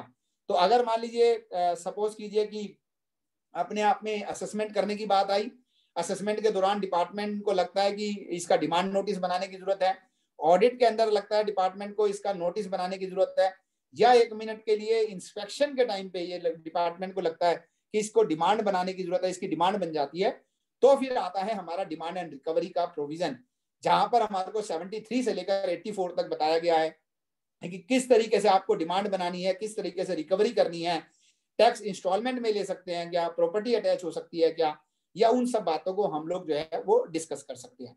तो सबसे पहले मैं आपको सारे प्रोविजन अगर नहीं भी डिस्कस करें, क्योंकि मुझे लगता है कि आप लोगों के लिए भी ये अपने आप में एक हैवी डोज की तरह से काम कर रहा होगा कि जब मैं आपको लगातार बोले जा रहा हूँ और आप लोग जो है वो एक होता है ना वन साइडेड की, मैं लगातार बोलता जा रहा हूँ और आप लोग भी सुन रहे होंगे, तो मे भी आप लोगों के लिए भी एक हैवी हो रहा हो।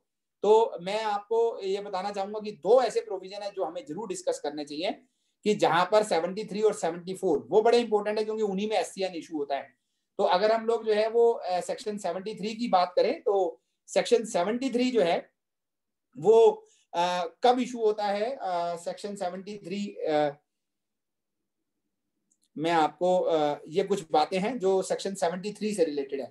व्हेन कैन बी इन्वोक्ड, तो सेक्शन 73 जैसा कि मैंने आपको लिखा कि सेक्शन 73 के अंदर जो है वो हमारा जो है वो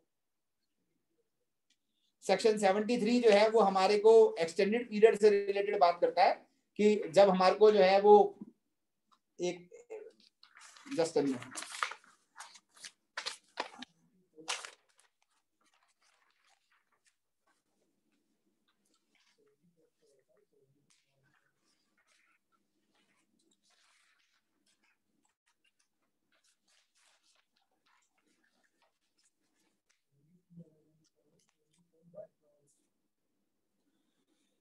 अगर हम लोग जो है सेक्शन 73 की बात करें तो सेक्शन 3 जो है 73 हमारा नॉर्मल पीरियड का शो कॉज नोटिस होता है, जिसके अंदर कोई फ्रॉड या विलफुल मिसस्टेटमेंट या सप्रेशन ऑफ फैक्ट्स की बात नहीं होती है। उसके लिए हमारे को टाइम लिमिट्स दी गई है कि आपको जो है वो within 30 months from the date of filing of last return, जो रेलेवेंट डेट है उसके अंदर अंदर आपको इशू करना होता है। और सेक्शन 74 जो होता है वो होता है जहां पर मेरा फ्रॉड, कोल्यूजन या मिसस्टेटमेंट है। तो फ्रेंड्स यहाँ पर जो सबसे बड़ी इंपॉर्टेंट चीज है, जो हमारी प्रिपेयर्डनेस होनी चाहिए, जो हमें बड़ी सावधानी से इसको काम करना है, वो ये कि अगर मेरे पास कोई नोटिस आता है और जिसके अंदर एक्सटेंडेड पीरियड इन्वोक किया गया है, यानी कि नोटिस अंडर सेक्शन 74 है जिसमें एक लार्जर पीरियड को कवर किया गया है, 3 साल से ज्यादा के पीरियड को कवर किया गया है, जो 7 साल का पीरियड है उसको कवर किया गया है, तो उस केस में डिपार्टमेंट को सबसे पहले यह प्रूव करने की जरूरत होती है कि there was a fraud, there was a wilful misstatement, there was a suppression of facts. और ये केवल और केवल लॉ की लैंग्वेज को रिप्रोड्यूस करने से नहीं होता, उन्हें प्रूव करना होता है कि yes, by having these aspect being considered by the department, there is a reason कि यहां पर एक फ्रॉड, विलफुल मिसस्टेटमेंट या कंसीलमेंट ऑफ या सप्रेशन ऑफ फैक्ट्स हुआ है। डिपार्टमेंट नॉर्मली अगर आप देखेंगे तो बहुत सारे ऐसे केसेस हैं जिनमें हम लोगों ने आर्ग्यू किया है ट्राइब्यूनल लेवल पे या हाई कोर्ट या सुप्रीम कोर्ट लेवल पे, जब ये देखेंगे कि डिपार्टमेंट जो है वो केवल और केवल इस बात को इंश्योर करने के लिए कि मुझे रिवेन्यू प्रोटेक्ट करनी है, वो अपने आप में एक्सटेंडेड पीरियड को इन्वोक करते हैं। मैं आपको एग्जांपल बताता हूं। आपका जो है वो डिपार्टमेंट से ऑडिट हुआ, 18-19 का ऑडिट हो गया और 18-19 के अंदर आपने अपनी पूरी बैलेंस शीट, पूरे रिकॉर्ड आपने डिपार्टमेंट को दे दिए। उसके बाद 24 और 25 के अंदर बात करें, 2024-25 की बात कर रहा हूं एक एग्जांपल के लिए, और वहां पर आपका फिर दोबारा डिपार्टमेंट ने आपको कोई नोटिस इशू किया और उसने जो है वो उसके बाद एक्सटेंडेड पीरियड इन्वोक करते हुए 1 जुलाई 17 से आपकी डिमांड क्रिएट कर दी, तो क्या वो अपने आप में टेनेबल शो कॉज नोटिस है? क्या वो डिमांड नोटिस टेनेबल है under the eyes of the law? The answer is no. क्योंकि जब आपका 18-19 में ऑडिट हुआ और आपने उनको अपनी सारी इंफॉर्मेशन दे दी थी, जिसके बेस पे उन्होंने आपकी कोई भी लायबिलिटी नहीं निकाली, या जो लायबिलिटी निकाली थी आपने पे कर दी। सेम ट्रांजैक्शन को 2024-25 में ये कहना कि इसका रेट ऑफ टैक्स गलत है, इसकी वैल्यूएशन गलत है, या इसके ऊपर टैक्स बनता था और आपने इसको एग्जम्प्ट क्लेम किया, तो ये अपने आप में एक्सटेंडेबल पीरियड को इन्वोक करने का राइट को नहीं देता है। और उस केसेस के अंदर हमें इस बात को सबसे पहले आर्ग्यू करना चाहिए कि इसके अंदर केवल और केवल नॉर्मल पीरियड की डिमांड निकल सकती है, एक्सटेंडेड पीरियड की डिमांड अपने आप में नहीं निकल सकती।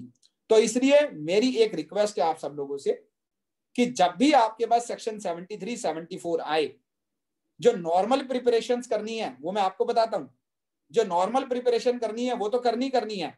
सबसे पहले आपको ये भी देखना है कि उसके अंदर एक्सटेंडेड पीरियड को अगर इन्वोक किया गया है तो क्या वो अपने आप में आपके पास ऐसे सब्सटेंशियलिटी फैक्ट्स या एविडेंसेस हैं जब आप ये प्रूव कर सकते हैं कि डिपार्टमेंट को मेरी ट्रांजैक्शन की पहले से इंफॉर्मेशन थी। वो ऑडिट भी हो सकता है, वो अपने आप में ACMT 10 भी हो सकता है जो आपको पहले इशू किया स्क्रूटनी का, वो आपको कोई और नोटिस भी हो सकता है, वो कोई आपका स्पेशल ऑडिट भी हो सकता है, वो आपका प्रोविजनल असेसमेंट भी हो सकता है।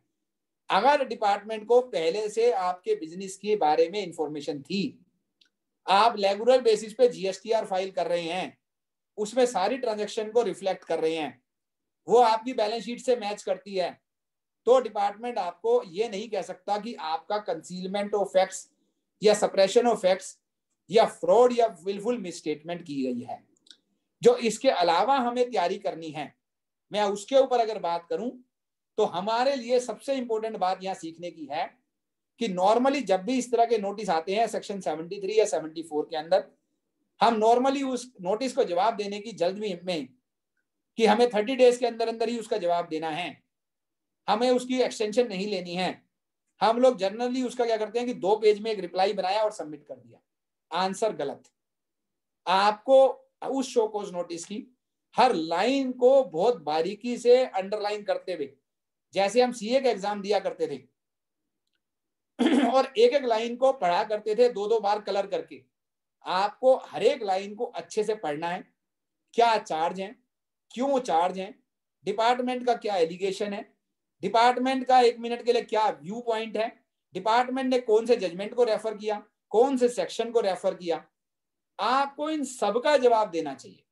ये नहीं कि साहब मैंने तो सोच लिया मेरी टैक्स एक्टिविटी पे टैक्स नहीं है, मैंने अपनी अपनी बात कह दी, बात खत्म हो गई। आंसर गलत। अगर डिपार्टमेंट ने किसी सर्कुलर को रेफर किया तो आपको यह बताना है कि यह सर्कुलर मेरे ऊपर एप्लीकेबल होता है या नहीं होता। आपको उस सर्कुलर से डिस्टिंग्विश करना है।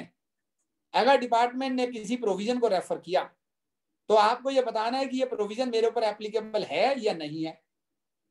आपने अगर डिपार्टमेंट ने मान लीजिए किसी ट्रांजैक्शन को रेफर किया, या अगर मान लीजिए डिपार्टमेंट ने किसी केस लॉ को रेफर किया, तो आपको यह देखना है कि वो केस लॉ आपके ऊपर एप्लीकेबल है या नहीं है। At times you will find कि डिपार्टमेंट जो सर्कुलर, प्रोविजन, केस लॉ या ट्रांजैक्शन आपके लिए रेफर कर रहा है वो आपकी होती ही नहीं है, वो केस लॉ आप पे एप्लीकेबल ही नहीं है, वो बिजनेस आप करते ही नहीं है, वो सर्कुलर जो है वो ओवरराइड हो चुका। तो आप लोग जो है वो अगर डिमांड या शोकॉज नोटिस की हर लाइन को अच्छे से पढ़ेंगे और उस हर लाइन का एक काउंटर रिप्लाई बनाएंगे, अपने केस लॉ को द्वारा उसको सब्सटेंशिएट करेंगे। तो इंपॉर्टेंट क्या है? जूरिस्प्रूडेंस। कि आपने अगर कोई भी रिप्लाई बनाना है उसके अंदर आपने उस रिप्लाई को, उस अपनी प्ली को आपने सब्सटेंशिएट करना है एविडेंसेस के साथ, सर्कुलर के साथ, नोटिफिकेशन के साथ, जजमेंट के साथ, सो दैट कि आप जो है वो अपनी रिप्लाई को वेल प्रूव कर पाए, वेल सब्सटेंशिएट कर पाए, ताकि जो है डिपार्टमेंट का जो ऑफिसर है उसको जो है वो अपने आप में अप्रिशिएट कर सके। तो इसलिए जब भी हमारे पास इस तरह का शोकॉज नोटिस आए, डिमांड नोटिस आए, हमारी प्रिपरेशन जो है वो अपने आप में एक अलग लेवल पे चली जानी चाहिए, जो एक लिटिगेशन का फंडामेंटल रिक्वायरमेंट है। ठीक है जी। तो इसलिए just a second please.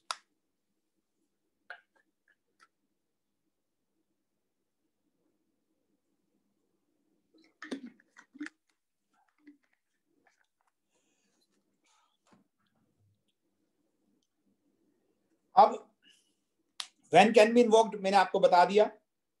Honours to prove certainly department के ऊपर है कि वो अपने आप में मेलाफाइडी इंटेंशन या सप्रेशन ऑफ फैक्ट्स किस तरीके से किया गया है। इन्वोकेशन का इफेक्ट क्या होता है कि लार्जर पीरियड कवर हो जाता है। आपको डिपार्टमेंट में जो ऑर्डर है उसको पास करने की टाइम लिमिट दी गई है। पहले सर्विस टैक्स में हमारी कोई टाइम लिमिट नहीं होती थी। आज की तारीख में जीएसटी के अंदर एक वेलकम चेंज है जहां पर हमारे को टाइम लिमिट दी गई है। और अगर आपको लगता है कि मेरी ये जो लायबिलिटी डिपार्टमेंट ने निकाली है ये वैलिड है, तो मेरा एक आपको सुझाव है कि या तो शोकॉज नोटिस आने से पहले या आने के बाद 30 डेज के अंदर अंदर अगर हम टैक्स, इंटरेस्ट, पेनल्टी जमा करा देते हैं तो उस केस में हमारे को रिड्यूस पेनल्टी का बेनिफिट जो है वो भी अवेलेबल रहता है।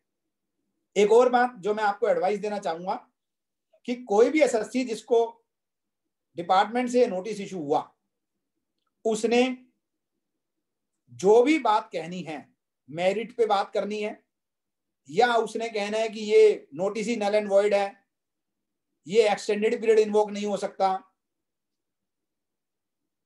लेकिन उसके बावजूद भी जो सबसे लास्ट में एक जो बात जरूर करनी है वो ये कि आपने पर्सनल हियरिंग की रिक्वेस्ट उसमें डालनी है। तो कोई भी आप रिप्लाई बनाएं उसमें नीचे लिखें कि I wish to have a personal hearing, an opportunity of being heard should be provided. और उस केस के अंदर ये ध्यान रखिएगा कि आप कभी भी एडजॉर्नमेंट 3 टाइम से ज्यादा नहीं लें, क्योंकि उस केस में वो एक्स पार्टी ऑर्डर जो है वो पास किया जा सकता है, डिपार्टमेंट के पास पावर है।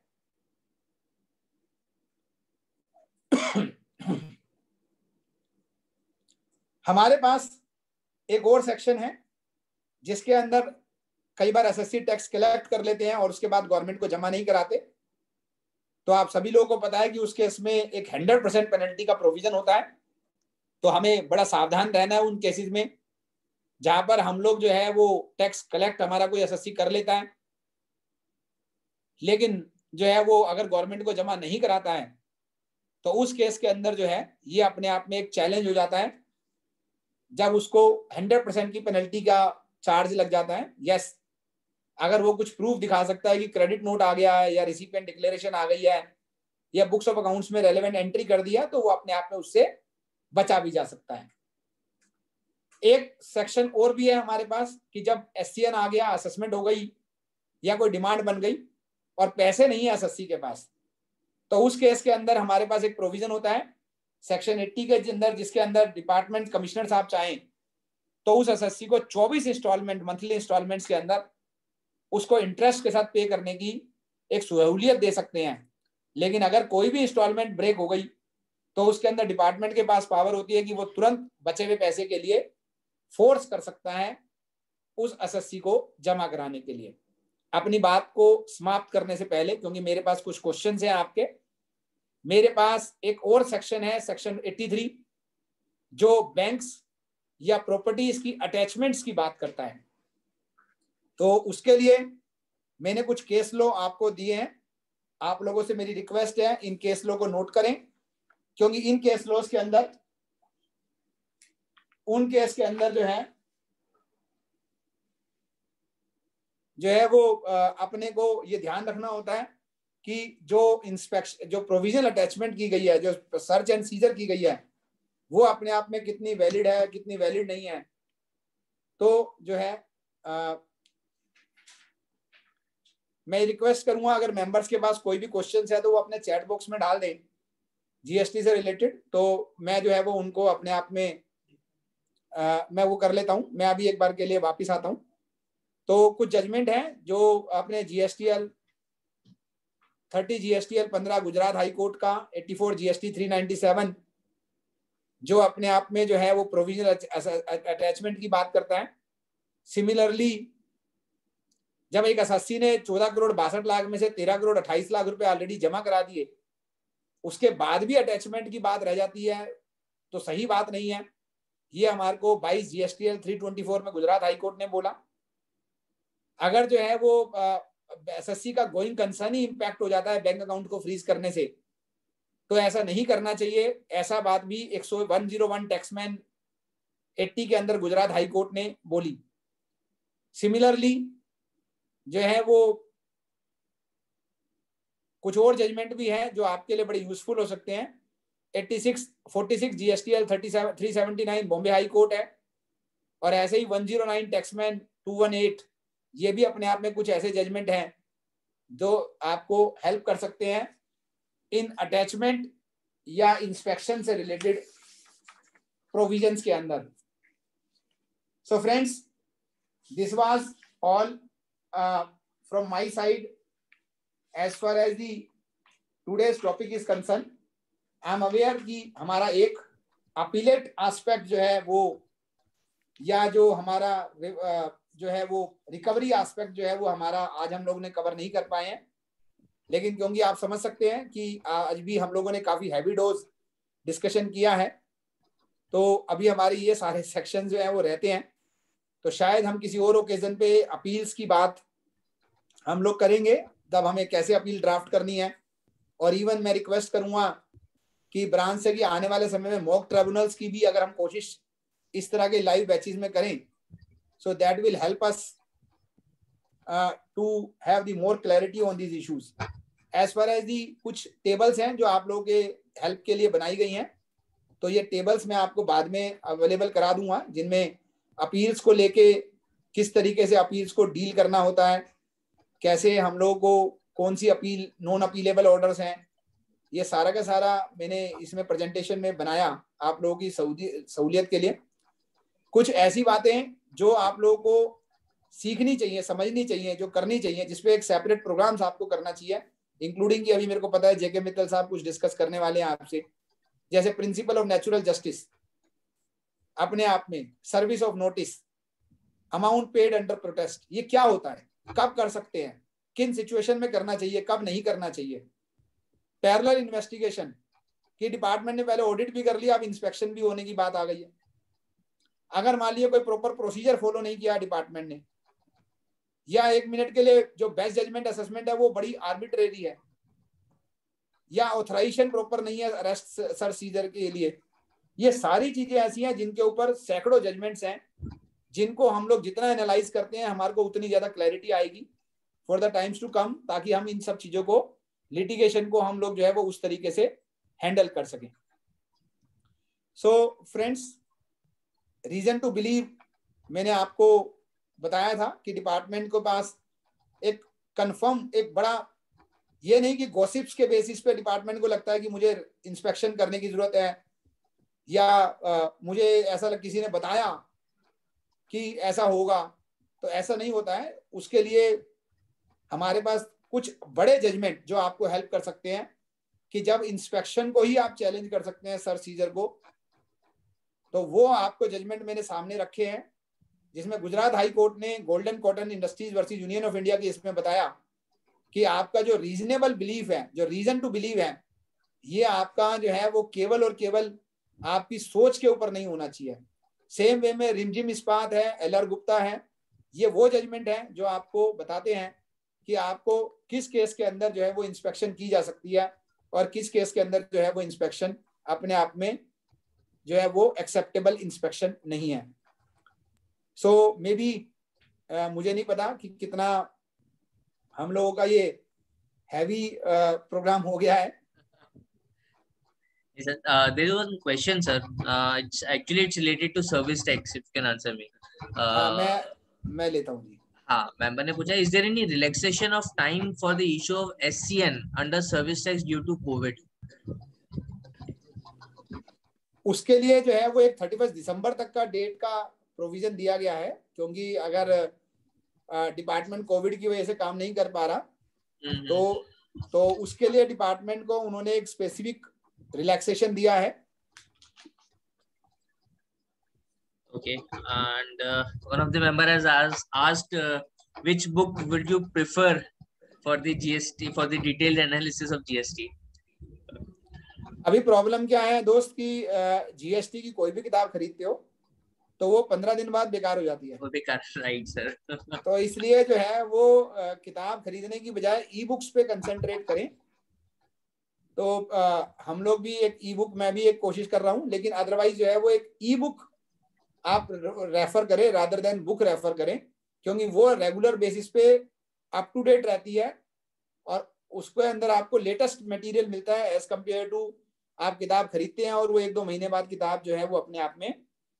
तो लेकिन कुछ सीनियर मेंबर्स हैं, कुछ लोग हैं जिनको गाड़ी में पढ़ने में मजा आता है, तो वो लोग ई बुक उतनी अच्छे से नहीं पढ़ पाते हैं, तो आप कोई प्रिंटेड बुक भी रेफर कर सकते हैं जो आपको लगे कि हाँ ये बुक सही रहेगी। Right, sir. Right. One of the member has asked, one of our client received the non-filing notice, and on non-filing of return, the registration got cancelled on suo motu basis. However, the client is of opinion that he is not going to undertake any transaction under the GSTN, and he anyways wants to cancel the registration. Can there be demand from the department for the late fees and penalty, saying that supplier has not cancelled the registration of his own? Yes. तो उस case के अंदर department है वो आपको penalty लगा सकता है जी। तो अगर रिटर्न फाइल ना करने की, तो इसलिए बेटर है कि वो रिटर्न फाइल करे, अदरवाइज ये इस तरह की पेनल्टी लग जाएगी जी। I request all the members, please, अगर कोई क्वेरी हो तो you can post it. आप चैट बॉक्स के थ्रू पोस्ट कर सकते हैं।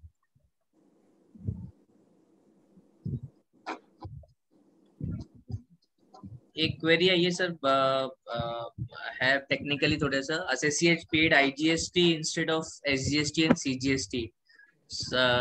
It is during the year 17-18. So what is the remedy available right now?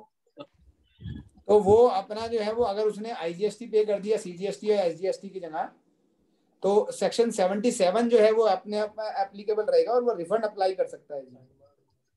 लेकिन अभी प्रॉब्लम आएगी उसको, वो रिफंड टाइम बार्ड हो गया होगा जी उसका। Correct, right. So is provisional assessment binding on assessee? Yes. लेकिन आपको मैंने जैसे बताया कि वो अपीलेबल ऑर्डर होता है जी। Right. Is videography allowed during the search and seizure? मेरे को ऐसा नहीं लगता जी कोई मनाही है जी, वो तो डिपार्टमेंट तो खुद ही बोलता है इस बात के लिए। Okay. One question is whether SCN equivalent to assessment. If AO raised the demand and if we have replied to SCN, whether AO is liable to pass an order? नहीं, अगर SCN होगा तो पहले आप रिप्लाई सबमिट करेंगे, उसकी hearing होगी, उसके बाद ही असेसमेंट ऑर्डर आएगा जी। ओके। लेकिन आपको जो मैंने वो बताया था आपको कि नॉन फाइलर ऑफ रिटर्न के अंदर जो आपने फाइल नहीं करी, ठीक है, वहां पर वो आपको बेस्ट जजमेंट असेसमेंट डायरेक्टली दे सकता है जी। अगर आपको सेक्शन 46 के अंदर आपने 15 दिन में रिटर्न फाइल नहीं करी तो वहां पर वो डायरेक्टली असेसमेंट दे देगा, वहां पर वो डिमांड नोटिस नहीं निकालेगा जी। करेक्ट, SCN इशू नहीं होगा जी वहां पे। In many cases, non-filing of returns are considered as willful suppression, and notice is raised under section 74 and 73 for so whether non-filing of returns can be a ground to Yes. charge a penalty. Yes, yes. ये तो आज नहीं जी, हमारे service tax में भी ऐसे ही था। Right sir, right. हाँ, कि अगर आप जो है वो रिटर्न फाइल नहीं कर रहे हो और अगर वो डिमांड बनाएगा तो वो सेक्शन 74 में ही बनाएगा जी। Okay, sir. Sir, if reason to believe is not supplied by the department, what is the remedy? आप जो है वो हाई कोर्ट जाके रिट फाइल कर सकते हैं जी।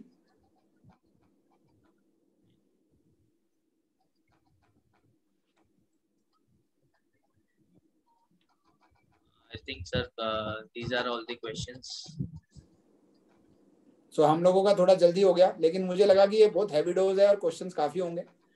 तो anyway, so over to you, sir. Anyway, sir, I think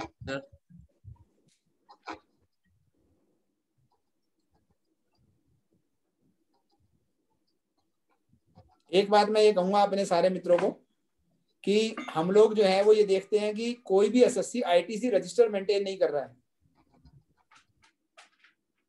तो मेरी आप सभी लोगों से एक रिक्वेस्ट है कि आप एक प्रॉपर फॉर्मेट बनाएं और उसके बाद आईटीसी रजिस्टर सभी लोगों को मेंटेन करना चाहिए। कोई भी एसएससी आज की तारीख में आईटीसी रजिस्टर मेंटेन नहीं करता है और बाद में क्या होता है, 5 साल बाद 3 साल बाद जब ऑडिट होता है तो हमारे पास प्रॉपर बुक्स भी नहीं अवेलेबल होती हैं, लेजर्स अवेलेबल नहीं होते हैं, हम 180 डेज को बता नहीं सकते हैं, इनवॉइसेस के प्रॉपर रिकॉर्ड मेंटेन नहीं होते हैं। So it is better that each and every SSC should prepare a ITC register under the guidance of a chartered accountant. I think as suggested by you, ITC register पे एक पूरा session ही होना चाहिए, then only we can maintain it. Otherwise, it is very difficult, and because practically it is not possible. मतलब it can be possible, but practically I think कोई भी industry उसको as a ITC register maintain नहीं कर रही आज के position में. So ये है. Anyway, sir, thank you very much, है ना? And I now invite Sri Ankit Maheshwari, Secretary Jaipur branch, for his vote of thanks. Thank you, Akash ji, and it's very good to see you doing the moderation and immediate presidents are taking up the session. Nothing can be better than this, and we are very blessed and fortunate to host Atul Gupta sir at our branch. He is always, very close to Jaipur, always been helping Jaipur out. And Atul sir, sincere thanks on behalf of entire Jaipur branch for taking this session. The nitty-gritties, the way you were handling the entire session, you are always an icon in GST. I also wish to place my thanks to all the participants who have attended this webinar, and it's a back-to-back 6-day session. So I am sure it will be very fruitful. We are very overwhelmed by the response which we have received for this particular workshop. And I think the entire credit goes to leadership of Akash ji, under whom he's the person who conceptualized this program so well. Thank you so much. Stay safe, stay blessed, stay happy. Please don't go out. Things are still under not control. So my humble request is just stay safe. At last, also thank you, Atul sir, for giving us your precious time to Jaipur branch. Thank you very much, sir. Thank you very much. And you had justified our, inaugural session ke saath, you have totally justified the our 6-day program. Thank you very much, sir. My pleasure. Yes. आज का subject थोड़ा dry था, मैंने कोशिश किया कि आप लोगों को जितने एग्जांपल्स और केस लॉ के साथ मैं बता पाऊं, क्योंकि नॉर्मली हम लोग केस स्टडीज वाले प्रोग्राम्स जयपुर में जब आए हैं तो किया है, लेकिन I try to make this dry subject as a little bit attractive for the audience. नहीं sir, definitely it was attractive and बहुत ही अच्छा सेशन रहा sir. Thank you very much, and I am very much sure जितने भी participants हैं उनको बहुत ही नॉलेज गेन होगी कि कैसे अपने क्लाइंट्स को वो कैसे प्रिपेयर करना है, कैसे वो लिटिगेशंस में आगे पार्टिसिपेट्स करें. So I request all the chartered accountants, please compliance तो अपन कर ही रहे हैं, उसके अलावा प्लीज एंड प्लीज लिटिगेशन की तो है, क्योंकि I think next future is the GST litigation जो शायद हमारे लिए वेट कर रहा है. So I request all the chartered and please ये पूरे 6 days को कंटिन्यूसली वॉच करें. एंड आई थिंक बहुत अच्छे स्पीकर्स हैं आने वाले हैं आगे आने वाले 6 दिनों में. So thank you Atul sir. बिल्कुल, thank you very much sir. Thank you जी, थैंक यू चेयरमैन साहब, थैंक्स टू एवरीबॉडी. राइट.